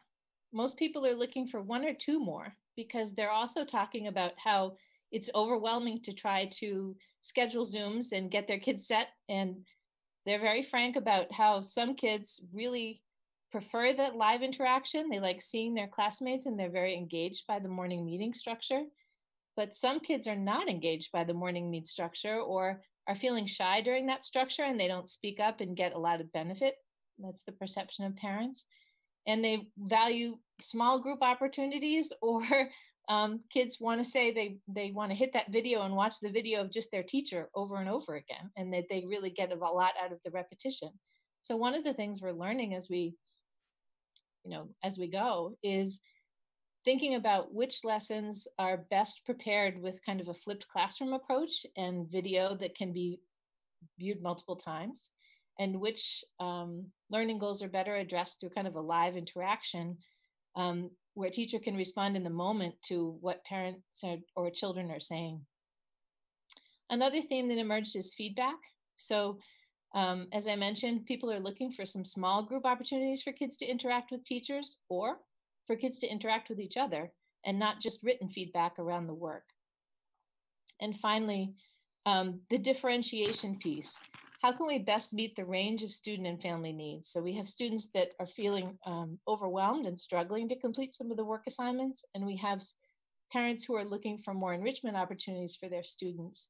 And this is a chance for me to highlight that there's a lot of resources that are on the district website for enrichment. So if you haven't checked that out recently, I highly encourage people to go back.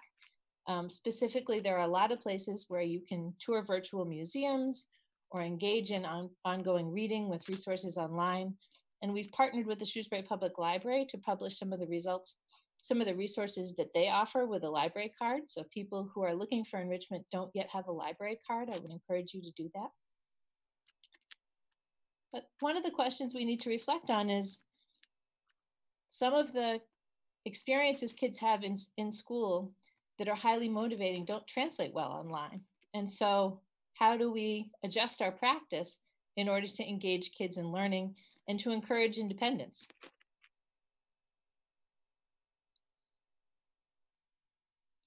So now I want to look at the older grade spans, which is grades 5 to 12. And some of the successes here have to do with communication.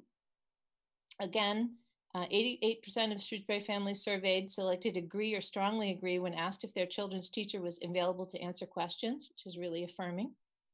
Access to remote learning plans is pretty simple. High rate of access and child ease of use. And the exchange of assignments. Parents seem to be pretty comfortable saying that their children are completing assignments and submitting the written work. And one of the things that I think is really important at the middle level, for example, is that families reported relying on a combination of both teacher emails and checking in with their child on their iPad to see the weekly assignments. And that suggests to me that families are better able to navigate Schoology when students are better able to navigate Schoology. And so when we look at that statistic, we see that the rate of access or the ease of access increases over grade spans, which is not surprising. So by the time you're a junior or a senior in high school, you're pretty independent in terms of being able to access and submit assignments.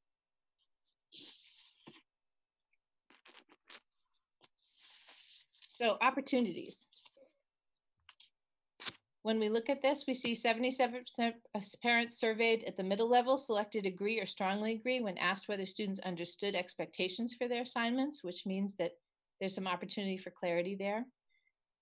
Although Schoology works really well in terms of submitting assignments and getting feedback, it doesn't always facilitate live interactions. And so that 66% of parents at the middle level are looking for a technology tool to supplement Schoology that helps kind of boost that connectivity. And finally, schedule and workload came up for the older grade spans. 30% of parents are feeling that the current weekly schedule is just not enough. 20% of parents are feeling it's between not enough and just right. And 50% of parents are feeling that it's just right. So when we look at the rigor and we see a similar split across that, it doesn't surprise me that teachers are finding a hard time balancing those different requests. And frankly, it reminds me a little bit of our conversations about homework. When we look at parent responses around the amount of homework or the rigor of homework, we see kind of the same results. And so thinking about a flexible plan that enables students and families that feel there needs to be more to get more access to that would be important in both a traditional setting when we're talking about homework, or also in a remote learning setting. And one of the things I think this raises for me is how self-directed our students are as learners. And when we think about the portrait of the graduate, that's something that I think we really need to reflect on. So some common themes in grades 5 to 12 have to do with consistent communication. So, well, if you are a parent at the elementary level, you can anticipate that the links to the next week's plans are going to come at a certain time, and they all come together, and they're very clearly sent out from the school principal and on the website. That differs at the upper level because there was a method in place with Schoology where teams communicated kind of by team. And one of the things that you can see in the survey data is that families that had children at both levels were looking for more streamlined communication. The interactivity came up again at the upper level as well as the middle, in the elementary level, where families are looking to have more online time with educators and more interaction on a weekly basis. And one of the things that came through is the idea of student engagement. Parents are reporting that some students are just not motivated to complete the work, and others are looking for more assignments or harder work. So parents are looking to think about that question of consistencies in ways that are new for us. So if we look at both grade spans together, and we try to think about some key takeaways from the survey in general, one of the things that comes up is the importance of investing in technology support. So we talked already in weeks prior about PD for parents around using some of the technology. And one of the things that is really interesting to me is, Zoom is a technology that we weren't using before St. Patrick's Day. And now, when I look at the online sessions where educators are dropping into PD, when I look at all of the meetings that we're having, we're using Zoom pretty easily. It doesn't surprise me that kids are not, kids don't really have rules for looking at Zoom. So if we're looking at ourselves on this kind of Brady Bunch screen, most of us are not in bed. We've all got, reasonable clothes on. None of us are eating at the same time that we're talking. Most of us are sitting still so that it's not too distracting. If you tune into a first or second grade class, it doesn't look like that. It looks like a bunch of first and second graders excited to see each other and all over the place. And so to hear from families that Zoom is effective, and to hear from teachers that they're feeling really good about that as a tool, to me represents a huge achievement, because that's a really new tool for us.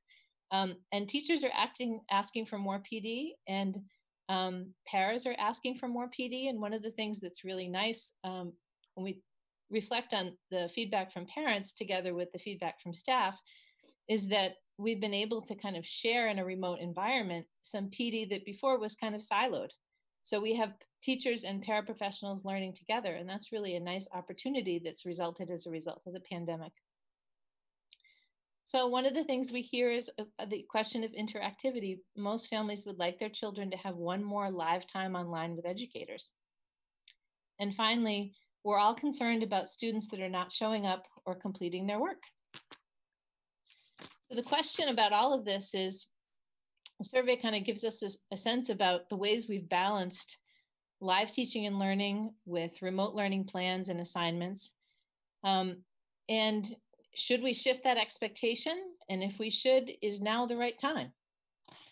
And that brings me back to thinking about change. So, I was thinking a little bit about Meg's mountain metaphor that she shared last week when we were talking about the needs of different children who are kind of hiking up a mountain, and they had different packs on their back.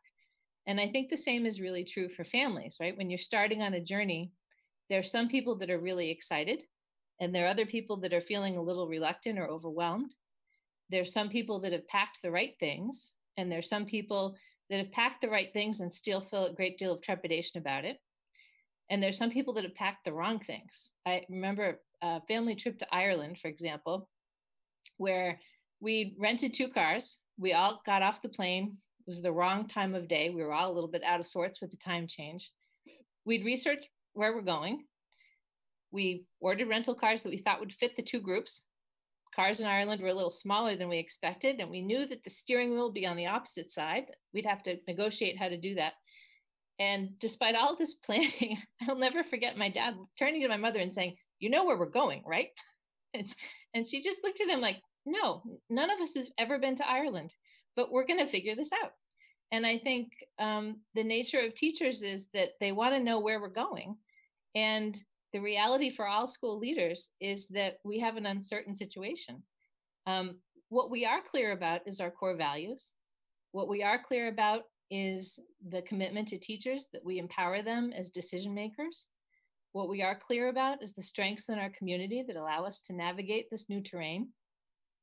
And I think, you know, when we reflect on where we are now with the survey, it's really kind of a fireside moment at base camp. You know, we can kind of see the summit, we're close. And we have to think about, are we going to put our energy into making the perfect climb to the top? Because we know we don't want to stay on this mountain. We have to figure out how much energy does it take to come back down and to prepare for the next segment. And so when we think a little bit about this, there's a real urgency to kind of declare what we're doing. And I think one of the things that we have to do that's harder is pause and engage other stakeholders, namely our teachers, and say, what do we need to do in order to transition back to an uncertain fall? And how can we think together with all of the stakeholders in the community about these next steps? Because when I review the survey data, on one hand, it gives us really good feedback.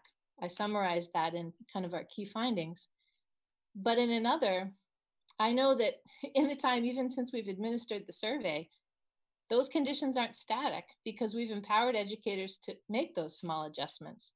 So when we talked about office hours a couple of weeks ago, teachers have been choosing to, rather than wait online, engage small groups proactively during office hours.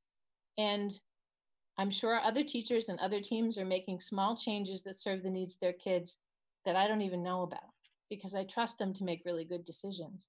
And I think we have to consult with them when we go forward and think about really what is the next piece we have to anticipate, and what's the balance between kind of anticipating new challenges and try to perfect something right now that seems to be going very well overall.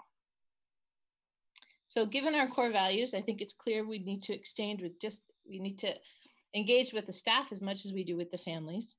And we have to kind of plan ahead. So when I looked at the OAK survey results, you know, learning, teachers, time, and kids, those are the things we have to kind of consider. And there are times when balancing all of those different needs seems a little overwhelming.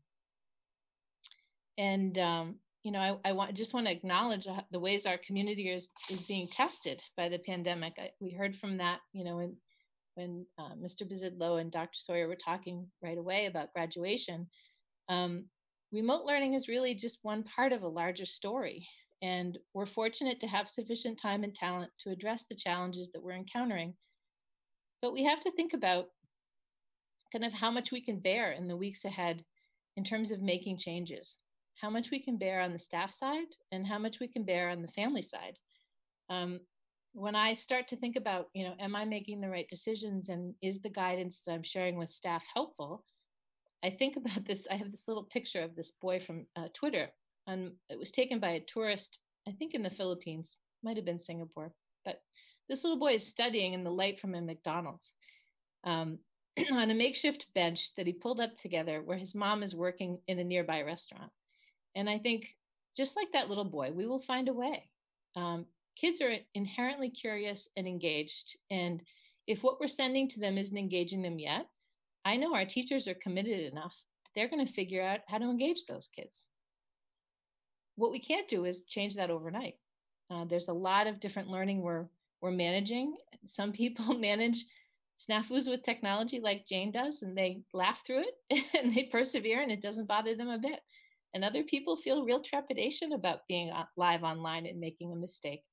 And in many ways, we're modeling for the community the growth mindset that we so often espouse for kids. But I don't want to convey that modeling a growth mindset and living through that is easy, because it's not easy. And so I want to think a little bit about the supports we can offer in terms of summer learning. I want to think about what parents can do right now, because we can anticipate that, you know, our kids will experience regression in a way that's bigger than we would normally see over the summer. And so I think we need to think about how will we set kids up for success and how do we plan for the fall. And I think we need to think a little bit about what is it we're expecting of kids to do independently that's related to the learning goals that they had when school closed, and how do we get more clear about that? not only with kids, but with families, so that we can maybe up the ante on what the work is. And at the same time, not up the temperature on our teachers, who are themselves teaching with toddlers in the background sometimes, or family members that are sick, or young children whose learning plans they're neglecting in order to think about their students. I know that we will figure it out, because we have figured out so many other problems. We didn't have, a learning management system for the elementary level when school closed, and we have an amazing IT team, and we figured it out. And although the survey results suggest some things we have to work on, the survey results overall say that we're doing a really good job. And I want our teachers to hear that. So that brings me to the end. Anybody have any questions? Thank you, Amy. That was a great presentation. Any questions from the committee or comments? Lindsay.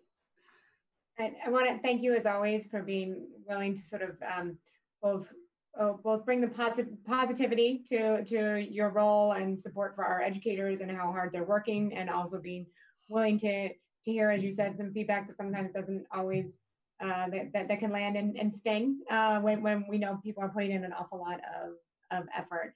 And I think the question of balance is a really important one. And like every other family in the district, feel like we were kind of getting into a regular pattern. So the idea of more change also, I was at the calendar today counting down the weeks of this remaining, right? So that was me a couple hours ago. Like, how much more are we going to do?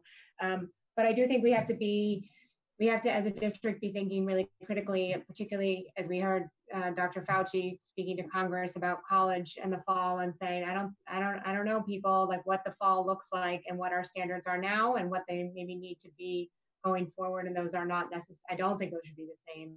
Yep. We should really continue to evaluate that because we know when the state said, aim for 50%, none of us is satisfied in the leadership roles that we have with 50% learning. And so, and we know, of course, there's great variation about levels of parental engagement and supports that are in the home or not, or technology and all those other things. So many of our young people we worry about, they're not even getting to 50%, right? And that's pretty scary. So I appreciate that you're trying to balance it. And I have said recently at work that we're all trying to juggle. And then I said, well, juggling always means you drop a lot of things. And so we drop some stuff and we go and we pick them back up again. And then we keep trying to toss them. I'm excited. I think I saw in your presentation, you maybe mentioned it, but you have a survey out to staff now that has a similar feel. Is it broken down by grade level or building, or how, and what particular things are you interested to see back from them? Besides the obvious work-life balance, which we all, yeah, I got you on that one. We're all struggling. So your comment prompts a couple of reflections for me. One, I'm not advocating that we would, I'm knocking on wood here, that should we continue with remote learning in the fall, that we would approach it the same way that we did in March. I think, with all due respect to the Department of Education, we figured out some things on our own that are effective here. And I wouldn't stand in the way of some of the ideas that our educators have. So that survey was frankly designed to kind of glean some of that wisdom from them.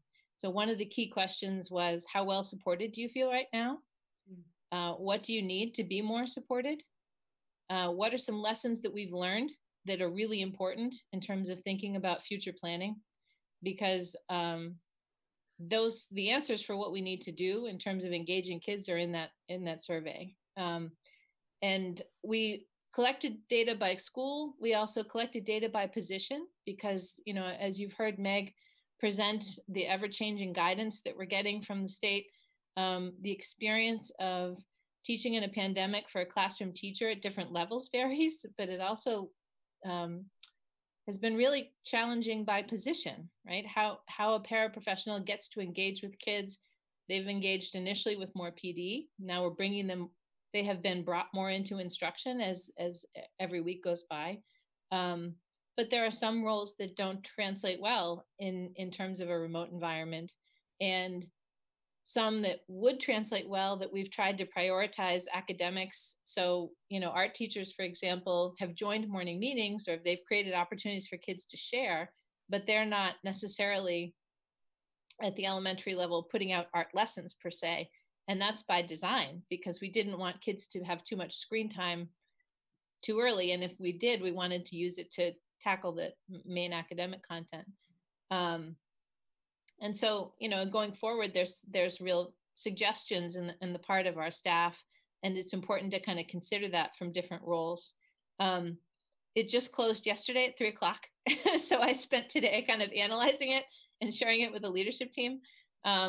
There's a lot there because most of it I collected by design as comments, because I didn't want to constrain staff in sharing ideas with us. And I think the good news is that they are feeling supported. We need them to feel supported. They are the guides along that mountain. They're going to get kids back down into a good place. And they're the people whose skill has been able to get us to that 50% in an environment that's really challenging. So I know that they already are identifying things that they want to work on, because I see them making those changes. And I just want to acknowledge that. I want to also, if I can, just acknowledge you and your efforts on this front. I think those of us on the committee got copies of all of the surveys, and I was blown away by the amount, by the length. People use those comment boxes, and you just said why you wanted them. It takes a long time to go through all of those, and so at just one of our middle schools, 53 pages, and most of it is comments, and trying to read through those and then distill them into something that is intelligible here for all of us is an awful lot of work. And I'm sure you are working hours way beyond what is traditional for us. So I want to just thank you and your team as you try to continually collect more information so you can iterate. We see that week by week from you. So thank you and the entire leadership team. But this in particular felt like I was daunted by the 10 sets or 9 sets of surveys that were in my email box. And so thank you. You're welcome. Jason. Ms. Collado, I just want to thank you and your team for conducting the survey and presenting this thoughtful analysis tonight. I really enjoyed having the chance to read and receive this feedback. I think it was particularly illuminating. I tend to be of the mindset that there are a lot of ills with remote learning that we don't have the power to cure. There are a lot of inequities out there. Every student comes to Shrewsbury Public Schools with a different background, with a different home situation. And while we can never be a complete equalizer, when kids are able to be in the same classroom with one another, obviously the teacher is able to some extent to create an equal learning environment. And in my opinion, when students are left at home, those inequities have a highlighter drawn over them. And when I say inequities, I don't just mean socioeconomic differences, and certainly that comes into play when in terms of whether a student has a parent at home who has to be outside of the home to be working in an essential position, whether there's adequate access to technology.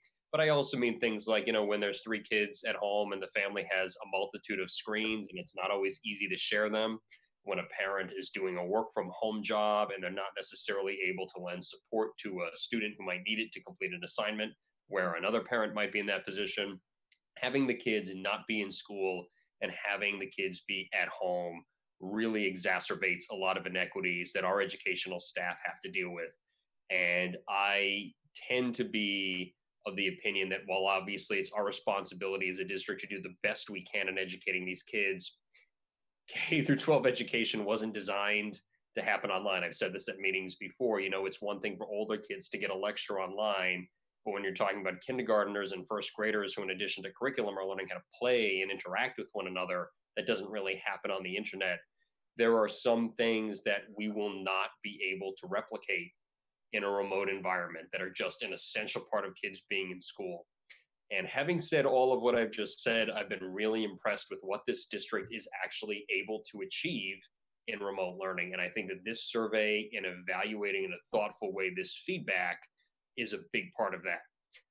The feedback itself reflected a lot of what I've been hearing and what I've been suspecting about how this is impacting families, but the way the survey was conducted, the changes that have been made to the way we've been doing remote learning over time have really impressed me. So I just want to thank you and your team. Again, there are some inequities with remote learning that we're never going to be able to erase, but nobody can say that Shrewsbury Public Schools isn't doing our absolute best on this front. Thank you. It is a team effort, and I want to acknowledge all of the district leadership team, the directors, the curriculum people, the teachers, all of the coaches supporting the teachers. It really is an extraordinary thing. One of the highlights of the staff survey, when asked about what are some of the positive experiences, is across the board, the affirmation of collaboration and the desire to continue the ways that people have collaborated in novel groups in order to solve some of the problems of remote learning. So it is a team effort, and I thank you for acknowledging that. John?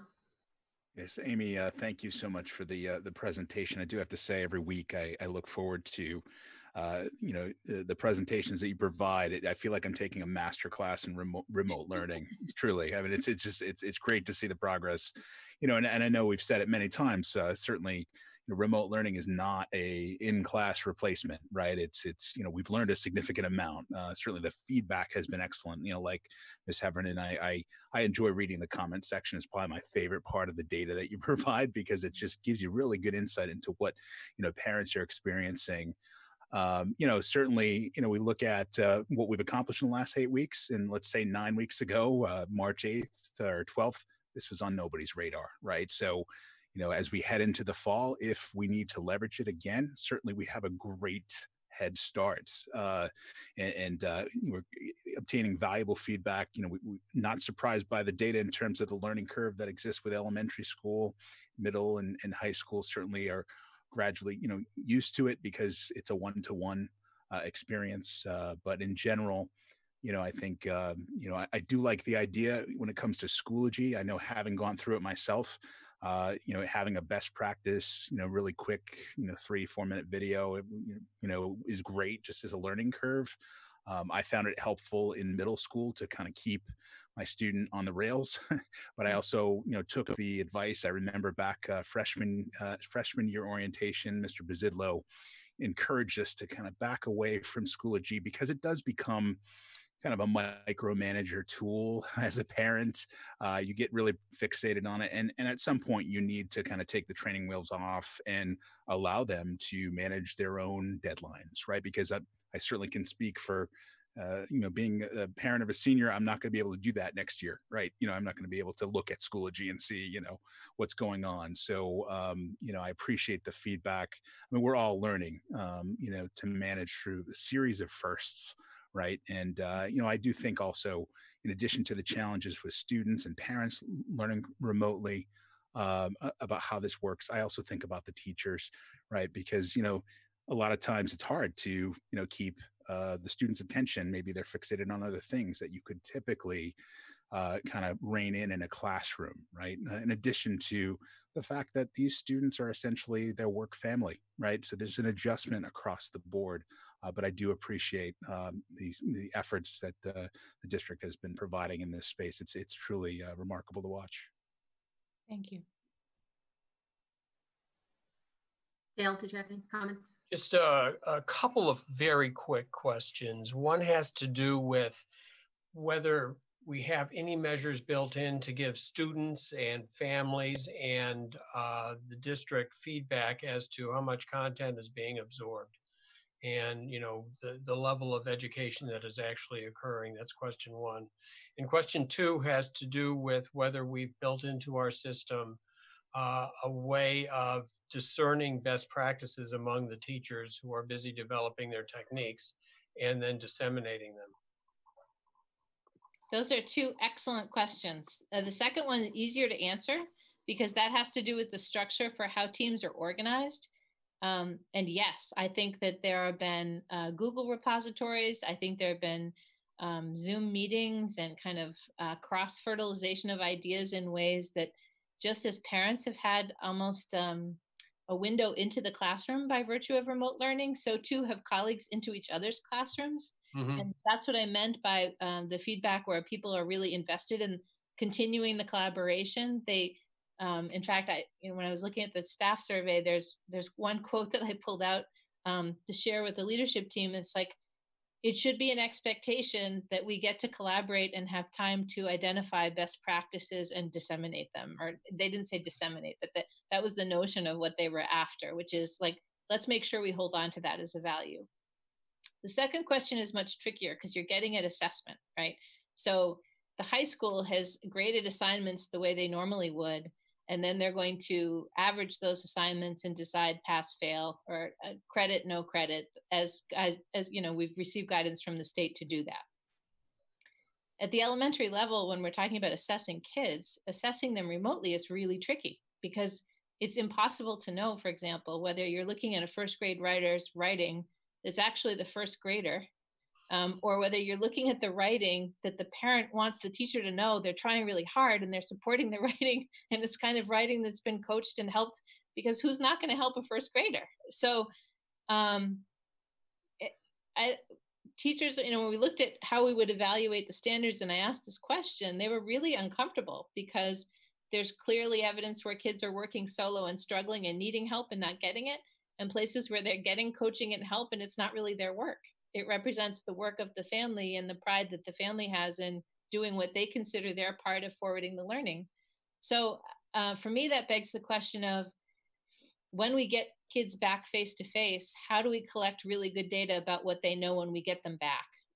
And how do we develop some systems for getting informal assessments or formative assessments in between now and then? And you know, what are some tools that we can use to do that? Because I think the assessment question is really key, but I wish I had a way to figure out how we could do assessment in a clean way and trust the data, but we just don't have that. It's that's one of the things about remote learning that's been a real challenge we haven't yet been able to solve. Yeah. One final, and that is, what sort of preparation? We've developed ways of helping the parents to learn how to use the software. Mm-hmm. Have we thought about developing classes that would help the parents learn how to effectively coach their children and participate as part of their education system in a way they haven't before? Well, this is where I really have to give a shout out to Meg and her department, because one of the things families have told us is that they struggle with kind of student behaviors, particularly at the younger grades. And, you know, sometimes students don't want to show up for online school. It's not what they're associating with as school. And so our school psychologists, our adjustment counselors have been able to offer families some support. And one of the other pieces of data that comes back from the staff survey that's really affirming is staff are seeing families that they know need support be more comfortable asking for it. So I can't tell you how many families, because that's something that really has been a credit to Meg and her department. But I do know that we've been organizing supports for families just as we've been organizing supports for students. And that varies by level, as it should.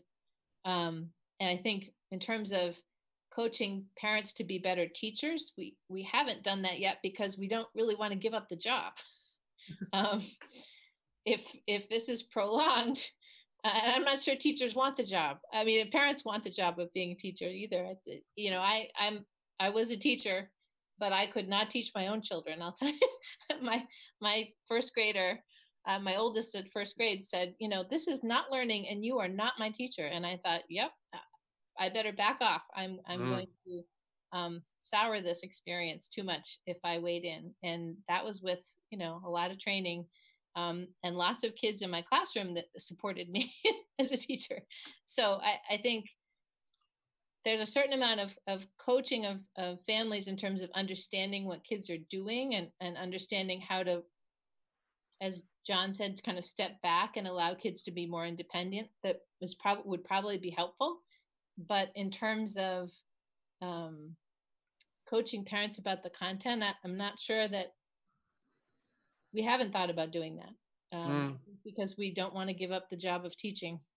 We want to get back to normal.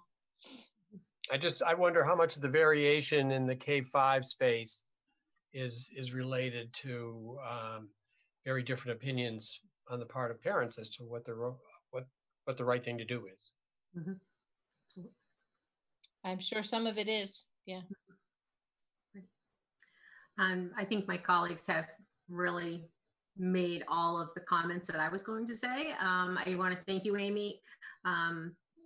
Shrewsbury is not a top-down management district. I mean, we look at input on lots of our projects, and getting feedback from families, I think, was really important. This is something we haven't done. It's new across the country. So how can we be better? The fact that you're now, you have the input from the teachers is even, we can dovetail everything together and see what are our best practices as we move forward. If this should continue, into the fall, we will have laid groundwork for a better online learning system. I hope to God we don't have to. I hope we're back in the classroom. And I think a lot of parents will agree. They don't want to be teachers. They see a whole different side of this when we're doing it at home. And it's tough. And I think Jason's point of the inequities is huge. I mean, when we're in the classroom, we can kind of try to balance that. But when families are at home, that's just so difficult. And I also want to thank you because your work is always centered on students. I mean, students are first. We want to make sure that the education students are receiving in class or online is the best that we can do. So again, Amy, thank you. You've provided a ton of work, administrative, teachers, everybody, in a really short amount of time. And we're improving as we go along. And I think honest feedback from families is very important. So thank you for that. Dr. Sawyer, any comments? I certainly echo all the kudos for Ms. Clowder. The work she's doing has been exceptional, and the time she took to analyze the data and synthesize it, and we'll make good use of it as a result. It's one thing to ask people's opinions, but then to take them seriously, really consider them, and then try to implement action steps that help us get better is a really important part of how we operate, and certainly Ms. Clowder's work is helping us to do that along with her team. I also want to thank all of our educators for the hard work they continue to do, and thank our parents for the hard work they're doing at home, and they're giving their best effort to support their children with remote learning.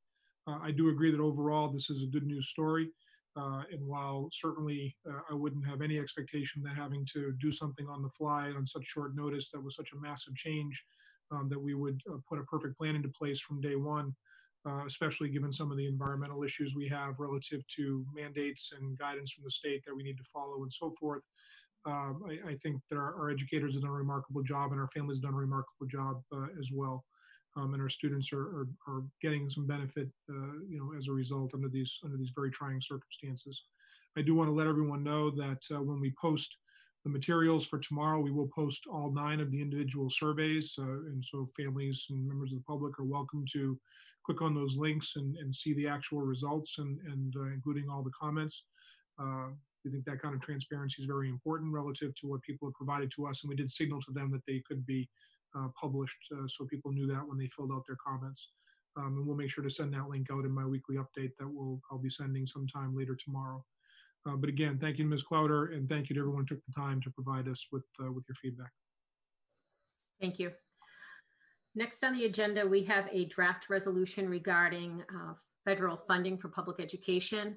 Mr. Collins and Dr. Sawyer have been updating the community with periodic updates on the COVID pandemic and its profound impact that it's going to have on the school district's finances and operations for the current academic year as well as fiscal year 2020-2021. There's the potential for spending cuts in the state budget, leading to decreases in the amount of local aid and educational funding the state provides to our communities. We believe that additional federal assistance to state and local governments, including public school districts, will be critical to maintain educational programming and staffing in the year ahead. The committee has been provided with a copy of a draft resolution that I created advocating for federal funding for public education to address the financial impact of the pandemic. So the committee all has the draft resolution.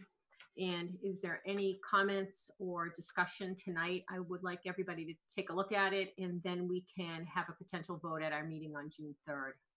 Jason. I would just like to express my support for the resolution as drafted, and I want to thank the chair for taking the leadership role in bringing this to the committee and getting the draft together. I fully support adopting this resolution and requesting that our federal government step forward with additional emergency assistance to state and local governments, in particular, to support K-12 school districts. I would further add that I would love to see a copy of this resolution, if we adopt it, sent to members of our federal congressional delegation. For members of the public who may be wondering why it is important that we take this step in terms of advocacy, it is just important to highlight one difference in different levels of government and how they function in terms of finances. State and local governments are required by law to balance their budgets. State and local governments can only spend what they take in revenue. When it comes to responding to emergencies, the federal government has far more leeway than either state or local governments do, for the simple matter that the federal government can deficit spend. All levels of government can borrow money, but that depends on their credit rating. That depends on how it's used. There's cumbersome authorization procedures. The federal government just has a much more expansive capacity to respond to something like an unanticipated emergency, to stabilize other levels of government. So for members of the public wondering, what difference does it make, whether it's the state or the Fed, why would we go about advocating for this? I do want to highlight that important change, that obviously the federal government has a lot more leeway to step in financially to provide assistance to lower levels of government. So I want to again extend my thanks to the chair for taking a leadership role on this. Thank you, Jason. Any other comments or questions? I don't see any. Okay, so if everybody can take a look at it between now and our next meeting, and we will have a potential vote then. Thank you. Okay, next on the agenda is another good news story.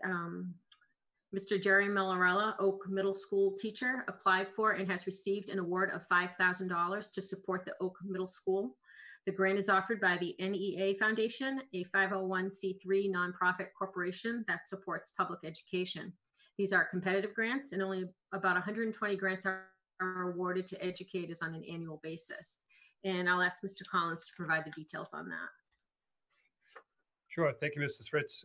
Again, as you said, it is a good news story. Mr. Millarella has done some great work in terms of seeking outside funding. This is the second time that he's received funding. He also received a $3,000 award from the Toshiba Corporation about a year ago. And so we're happy to bring this to the school committee for your approval of acceptance. It involves procurement of some technology into his STEM program, and will have a direct benefit to students. There are no contingencies attached other than the usual kind of reporting back to the NEA Foundation about expenditure of funds and program implementation. So I would certainly recommend that the committee vote to accept this grant, and have provided a suggested motion in the report that I provided to you this evening. Thank you, Mr. Collins. Any comments or questions from the committee? John. Yeah, just a quick comment. This is great news. I do appreciate all the work and creativity and innovation that Mr. Millarella does in his design lab class. He's done a great job. So yeah, great news story here. Great. Lindsay. Yeah, John took the words right out of my mouth. I mean, the design lab is a bright spot in innovation and the work that's happening in our district, and also just a real highlight of teachers again going above and beyond to help provide for our kids. So kudos to him. Great. Anything further? Yeah. Dr. Sawyer, any comments or questions? I just want to thank Mr. Millarella for taking the initiative. He's a long time, very successful science teacher at Oak Middle School, and then took on the role last year of the design lab program. And he really is doing some incredibly innovative work, and to be able to not only plan those things, but then go out and find resources where we can get grant funding to support that. It's really incredibly good work. So thank you to Mr. Millarella, and we look forward to the opportunity for our students to use these, hopefully in person before too long. And I also want to thank Mr. Millarella again. As Lindsay said, this is another example of a teacher going above and beyond and bringing in much needed revenue to be used in a wonderful way for students. May I have a motion to accept the $5,000 NEA Foundation grant and use such funds for their intended purpose of improving the STEM curriculum at Oak Middle School. So moved. So moved. Second. Moving second. Roll call. Lindsay. Aye. John. Aye. Jason. Aye. Gail. Aye. Myself, aye. Motion carries unanimously. Thank you. Thank you. Okay, next we are going to have a report from Dr. Sawyer and Mr. Collins on refunds or credits for fiscal year 2020. At our meeting on May 6th, Dr. Sawyer and Mr. Collins presented information and potential options regarding the issue of refunds on tuitions and fees for the committee's consideration and feedback. Tonight, they will provide these recommendations to the committee. Thank you, Ms. Fritz. And the public last week, if they were tuned in, heard a presentation and some dialogue about what might be the right way to approach issues related to tuitions or fees that families paid and where services were not able to be rendered due to the school closure. Appreciate the members of the public who sent emails to the school committee, which you forwarded along to me for my consideration in creating this recommendation. We always appreciate when people take the time to share their suggestions. You have a memo in your packet, of course, that contains my recommendations on this matter. In terms of trying to frame the issue, essentially, I think the following question is paramount. What is fair and equitable for families who paid the fee or the tuition? As we mentioned last week, there are many legal regulations we have to abide by when it comes to issuing refunds, which makes things complicated and labor intensive. And while that may be an inconvenience, it certainly doesn't get in the way of determining what is fair for families. The other element, of course, in terms of what is equitable, that's something that I think my thinking has evolved on relative to how we might approach this and what my recommendation holds. We know that I think that all families, of course, who are owed a refund should have the opportunity to receive that refund. I know that some of the feedback from families and some of the feedback shared by the school committee last week was akin to the idea of knowing that we have families who fortunately are still in a strong position financially despite the pandemic and the economic impact of it, and would be more than pleased to allow us to keep the funds on account and utilize them rather than receive a refund. And we know that we have generous families who would be willing to do that. That said, I am concerned that that would, in order to take that kind of approach, we would need to create a whole new additional process for people to essentially opt in to getting a refund, select maybe what refund they wanted to get or not get. That would create a level of complexity that I don't believe we're equipped to handle right now. Further and more importantly, the families who may be least able at this point in time, whether that's because it's a family who the parents are working on the front lines in various ways, or dealing with illness, or otherwise just not in a position where they're able to process and pay attention to a lot of the communications that we're sending out, and to follow then a procedure that would require sort of active involvement on their part in order to access a refund by some certain deadline, may preclude families that may need those refunds the most from receiving them. So with that, it is my recommendation that based on whatever the school committee determines this evening, that we would return to families, that we process those for all families, and that we certainly at the same time can communicate to families who feel that they have the means to make a contribution to something such as the Colonial Fund, if they're able to, because we certainly could use the help under the circumstances we find ourselves in. So with that, the recommendations specifically that I have in each of the categories, as far as food service, I don't believe any action needs to be taken. That is an area that we have a procedure that's been followed for many years very successfully. Students who will continue with us and have funds on account can utilize those funds next year when school resumes. Seniors who are leaving, if they have anything in their account above $10, we're able to issue a refund for that. That's what we typically do, or they do have the capacity just within that program to be able to issue or transfer funds from the graduating senior to a sibling if they do have a younger child in the district as well. So I don't believe any action is necessary in the case of food services. With regard to the transportation fee, obviously school was suspended effective March 13th.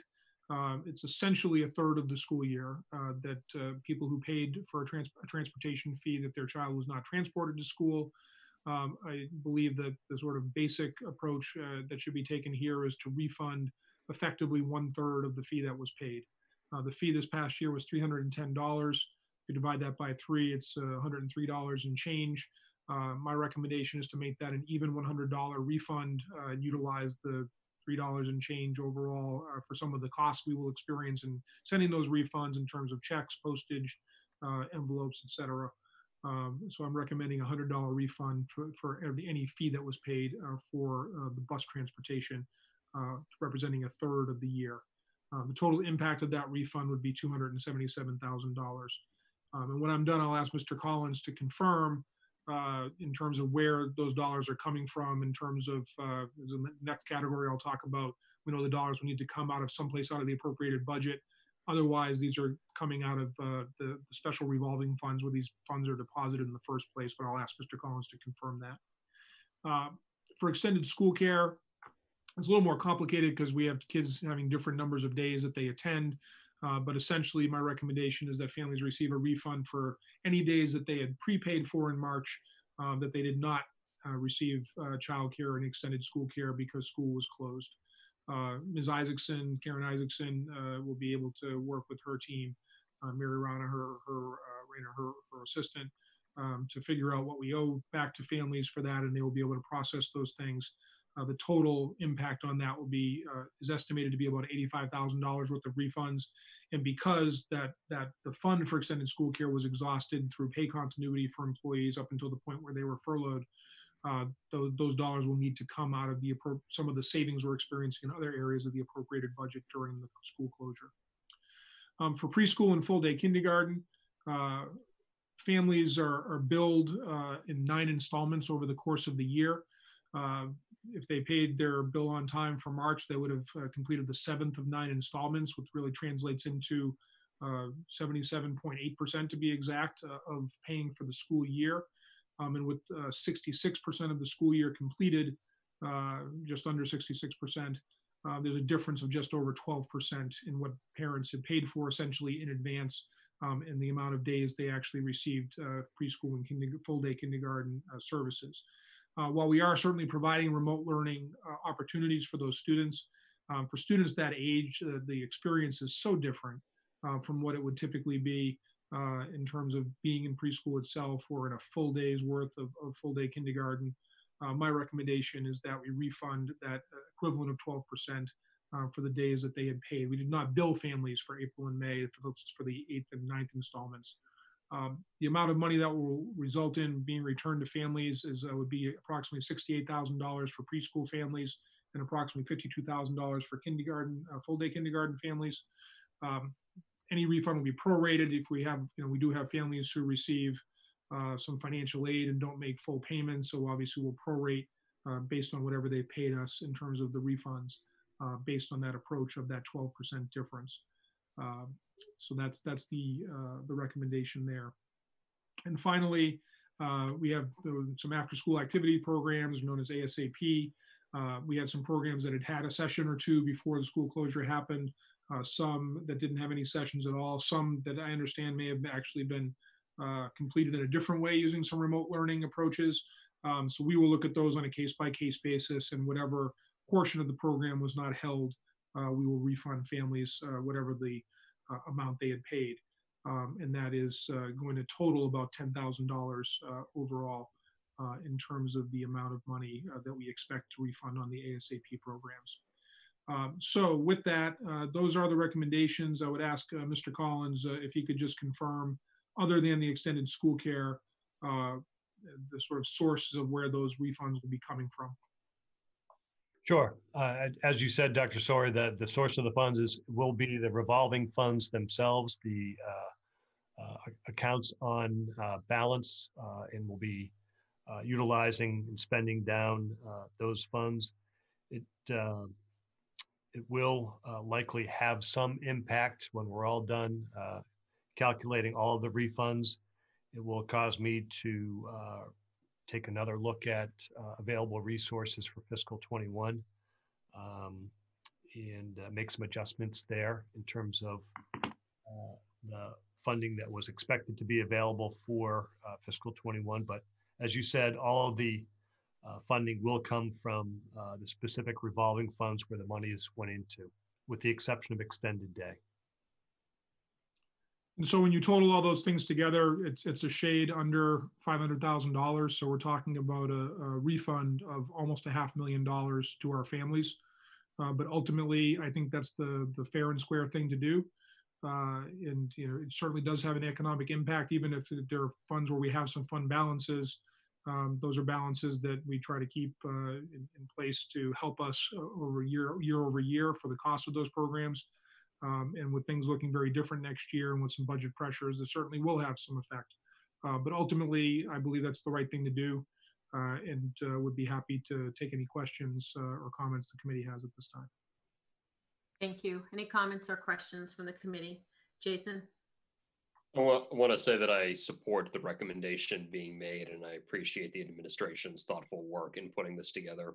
As I said when we discussed this topic last week, I do feel strongly that in some form or another, we need to be prepared to refund families fees paid for services that are not being rendered. There are a multitude of reasons for this. First and foremost, our economy is in some form of free fall. We're looking at depression level unemployment.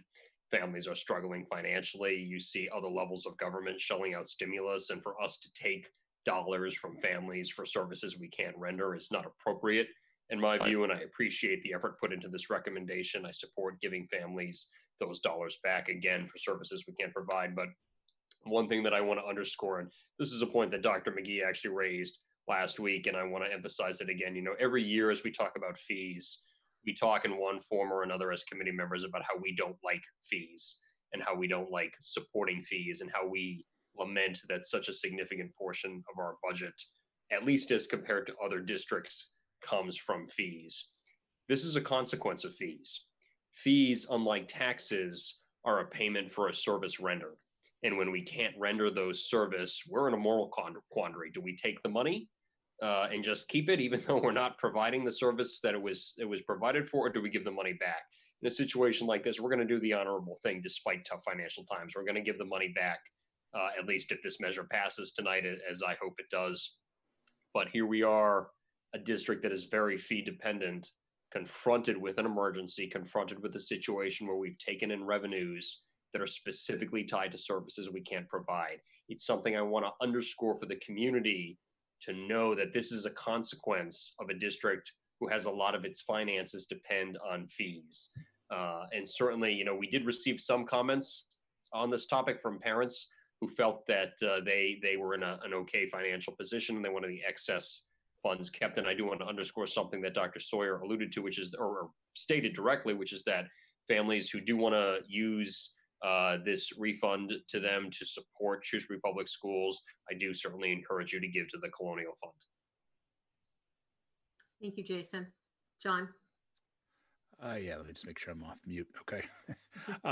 Yeah, no, I agree with this resolution. It makes sense. It is the right thing to do. I was kind of watching my comments from last week, and I got too much in the weeds and the operational piece of this. I have an e-commerce background, and when I heard you couldn't refund somebody back to their credit card, it just made my head spin, to be honest with you. But it is the right thing to do. Agree with the comments that have been made. From my perspective, regarding the budget gap that we had before COVID, which is now a much deeper hole post-COVID, and now the gap, in my opinion, has expanded by approximately $500,000. It's that much wider, right? Whatever the impact is to the overall budget, we're going to feel it. You can look at it a few ways. Certainly it might look like 1% of the total operating budget. I get it, but from my perspective, it's a $500,000 impact that we now have to mitigate. We have to manage through it. So, but overall, I do support the recommendation. Thank you, John. Anyone else? Any comments, Lindsay? I just want to underscore, I really appreciate the thoughtfulness that has gone into this by the district.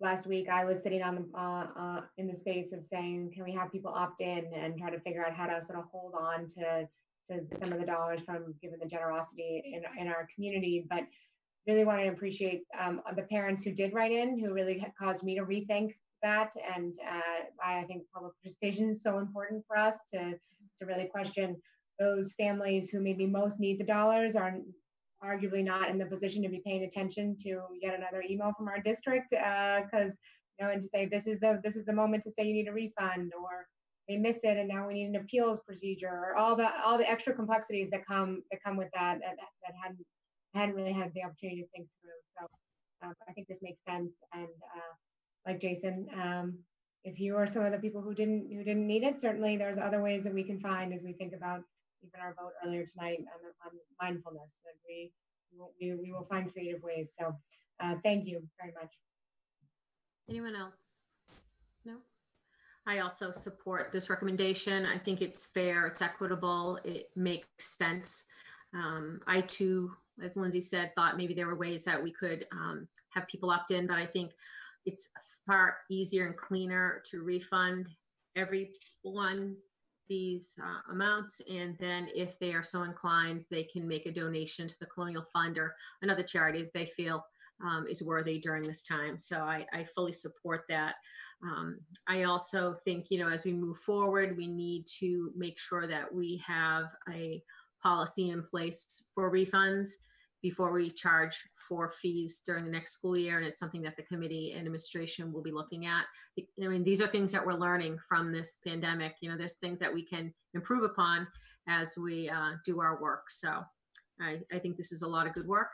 Anything further, Dr. Sawyer? No, I concur that looking at how we will handle next year, given that we may have a bumpy ride relative to maybe opening and closing, even on a school by school basis, as we're seeing from some of the things that are happening in schools that are opening in Europe and other places, and we don't know what the guidance will be. We'll need to have provide some level of understanding before we ask people to commit those fees for next year. So I concur with that. Otherwise, I appreciate the feedback, and you have the recommendation, and I would ask that you support it. Thank you. Okay, may I have a motion to approve the proportional refund of tuitions and fees paid for optional programming and services that were not provided due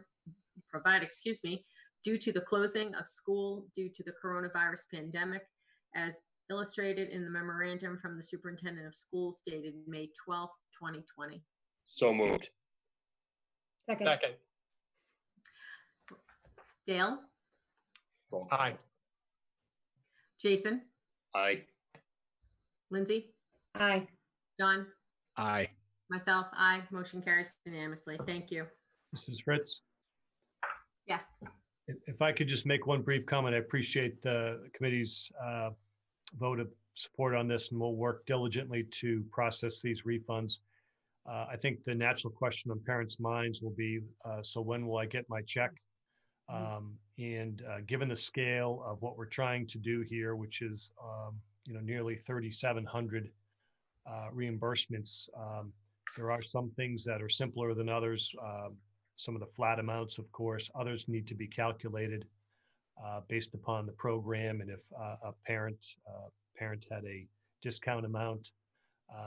So we'll involve some other staff. We're certainly going to try to leverage technology to expedite the process, but I would say at a minimum that it's going to, in terms of setting expectations, that realistically it's going to take us about 4 to 6 weeks to work on this project, given all the different aspects that we're working on.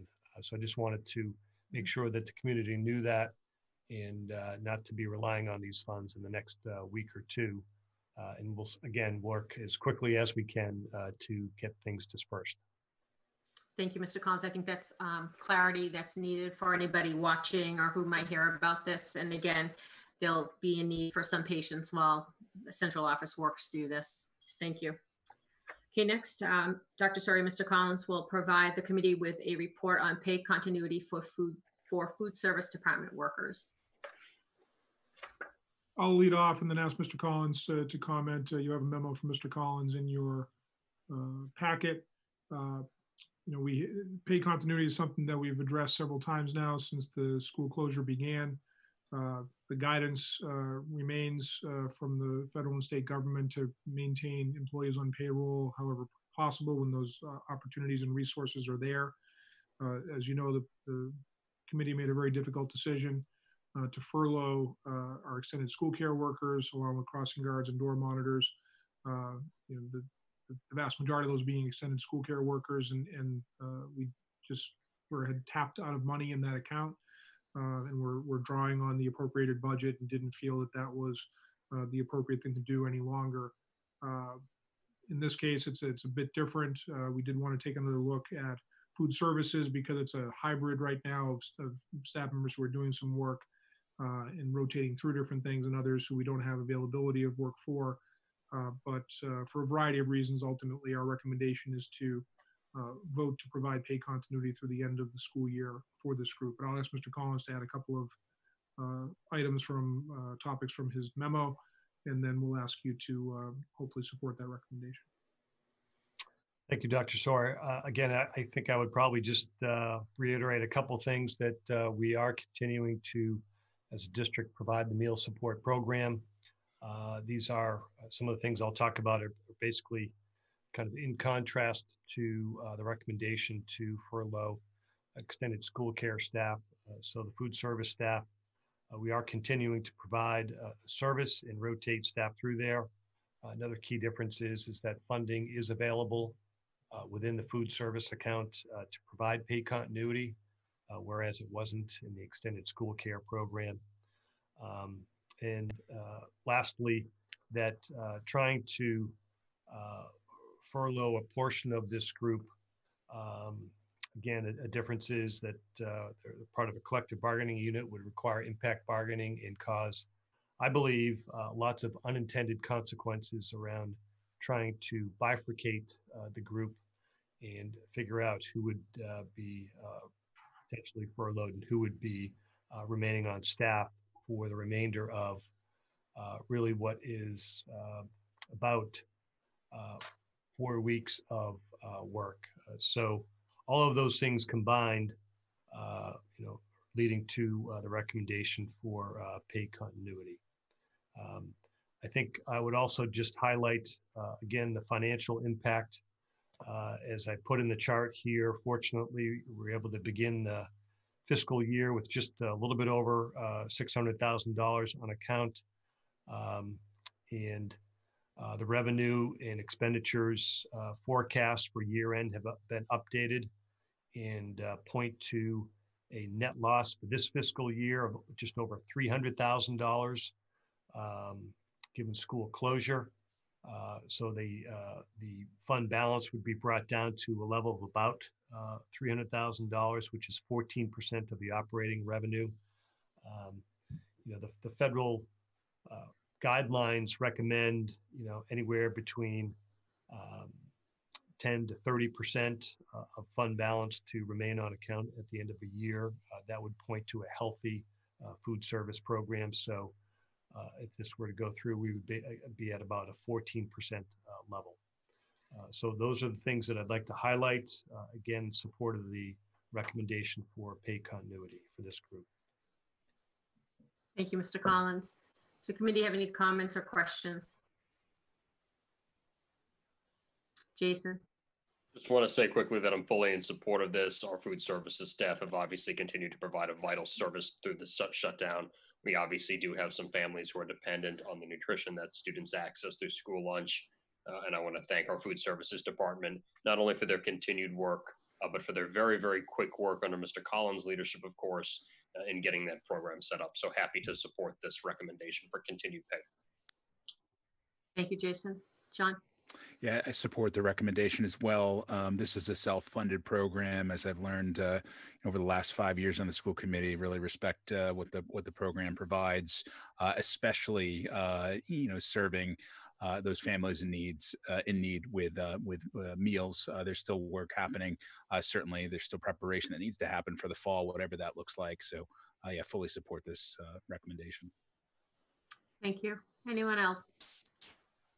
I think we're good. Yeah, I also support it. Thank you for the report, giving especially the details on the financial component. It's helpful as we make these decisions. Anything further? Nothing further, Dr. Sawyer? Nope. Okay. All right. May I have a motion to approve the continued compensation of all food services department employees during the school closure period at their contractual rates of pay based on their typical time worked per pay period for the remainder of their contractual work year during fiscal year 2020? So moved. Second.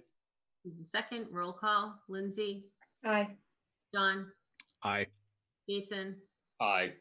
Gail? Myself, aye. Motion carries. Thank you. Thank you. Okay, next we have our minutes from the school committee meeting held on May 6th, 2020. Are there any changes or corrections? I'm not seeing any. They can be marked as accepted as distributed. We do need to go into executive session this evening for the purpose of negotiations with some or all of the following: the Shrewsbury Education Association Unit A, Shrewsbury Education Association Unit B, the Shrewsbury Paraprofessional Association, the Shrewsbury Cafeteria Workers, and/or non-represented staff, where deliberation in an open meeting may have a detrimental effect on the bargaining position of the public body, and for the purpose of reviewing, approving, and/or releasing executive session minutes in return to open session only for the purpose of adjourning for the evening. May I have a motion to adjourn to executive session? So moved. Second. Moved second. Roll call vote. Lindsay? Aye. John? Aye. Jason? Aye. Gail? Aye. Myself, aye. Thank you and good night.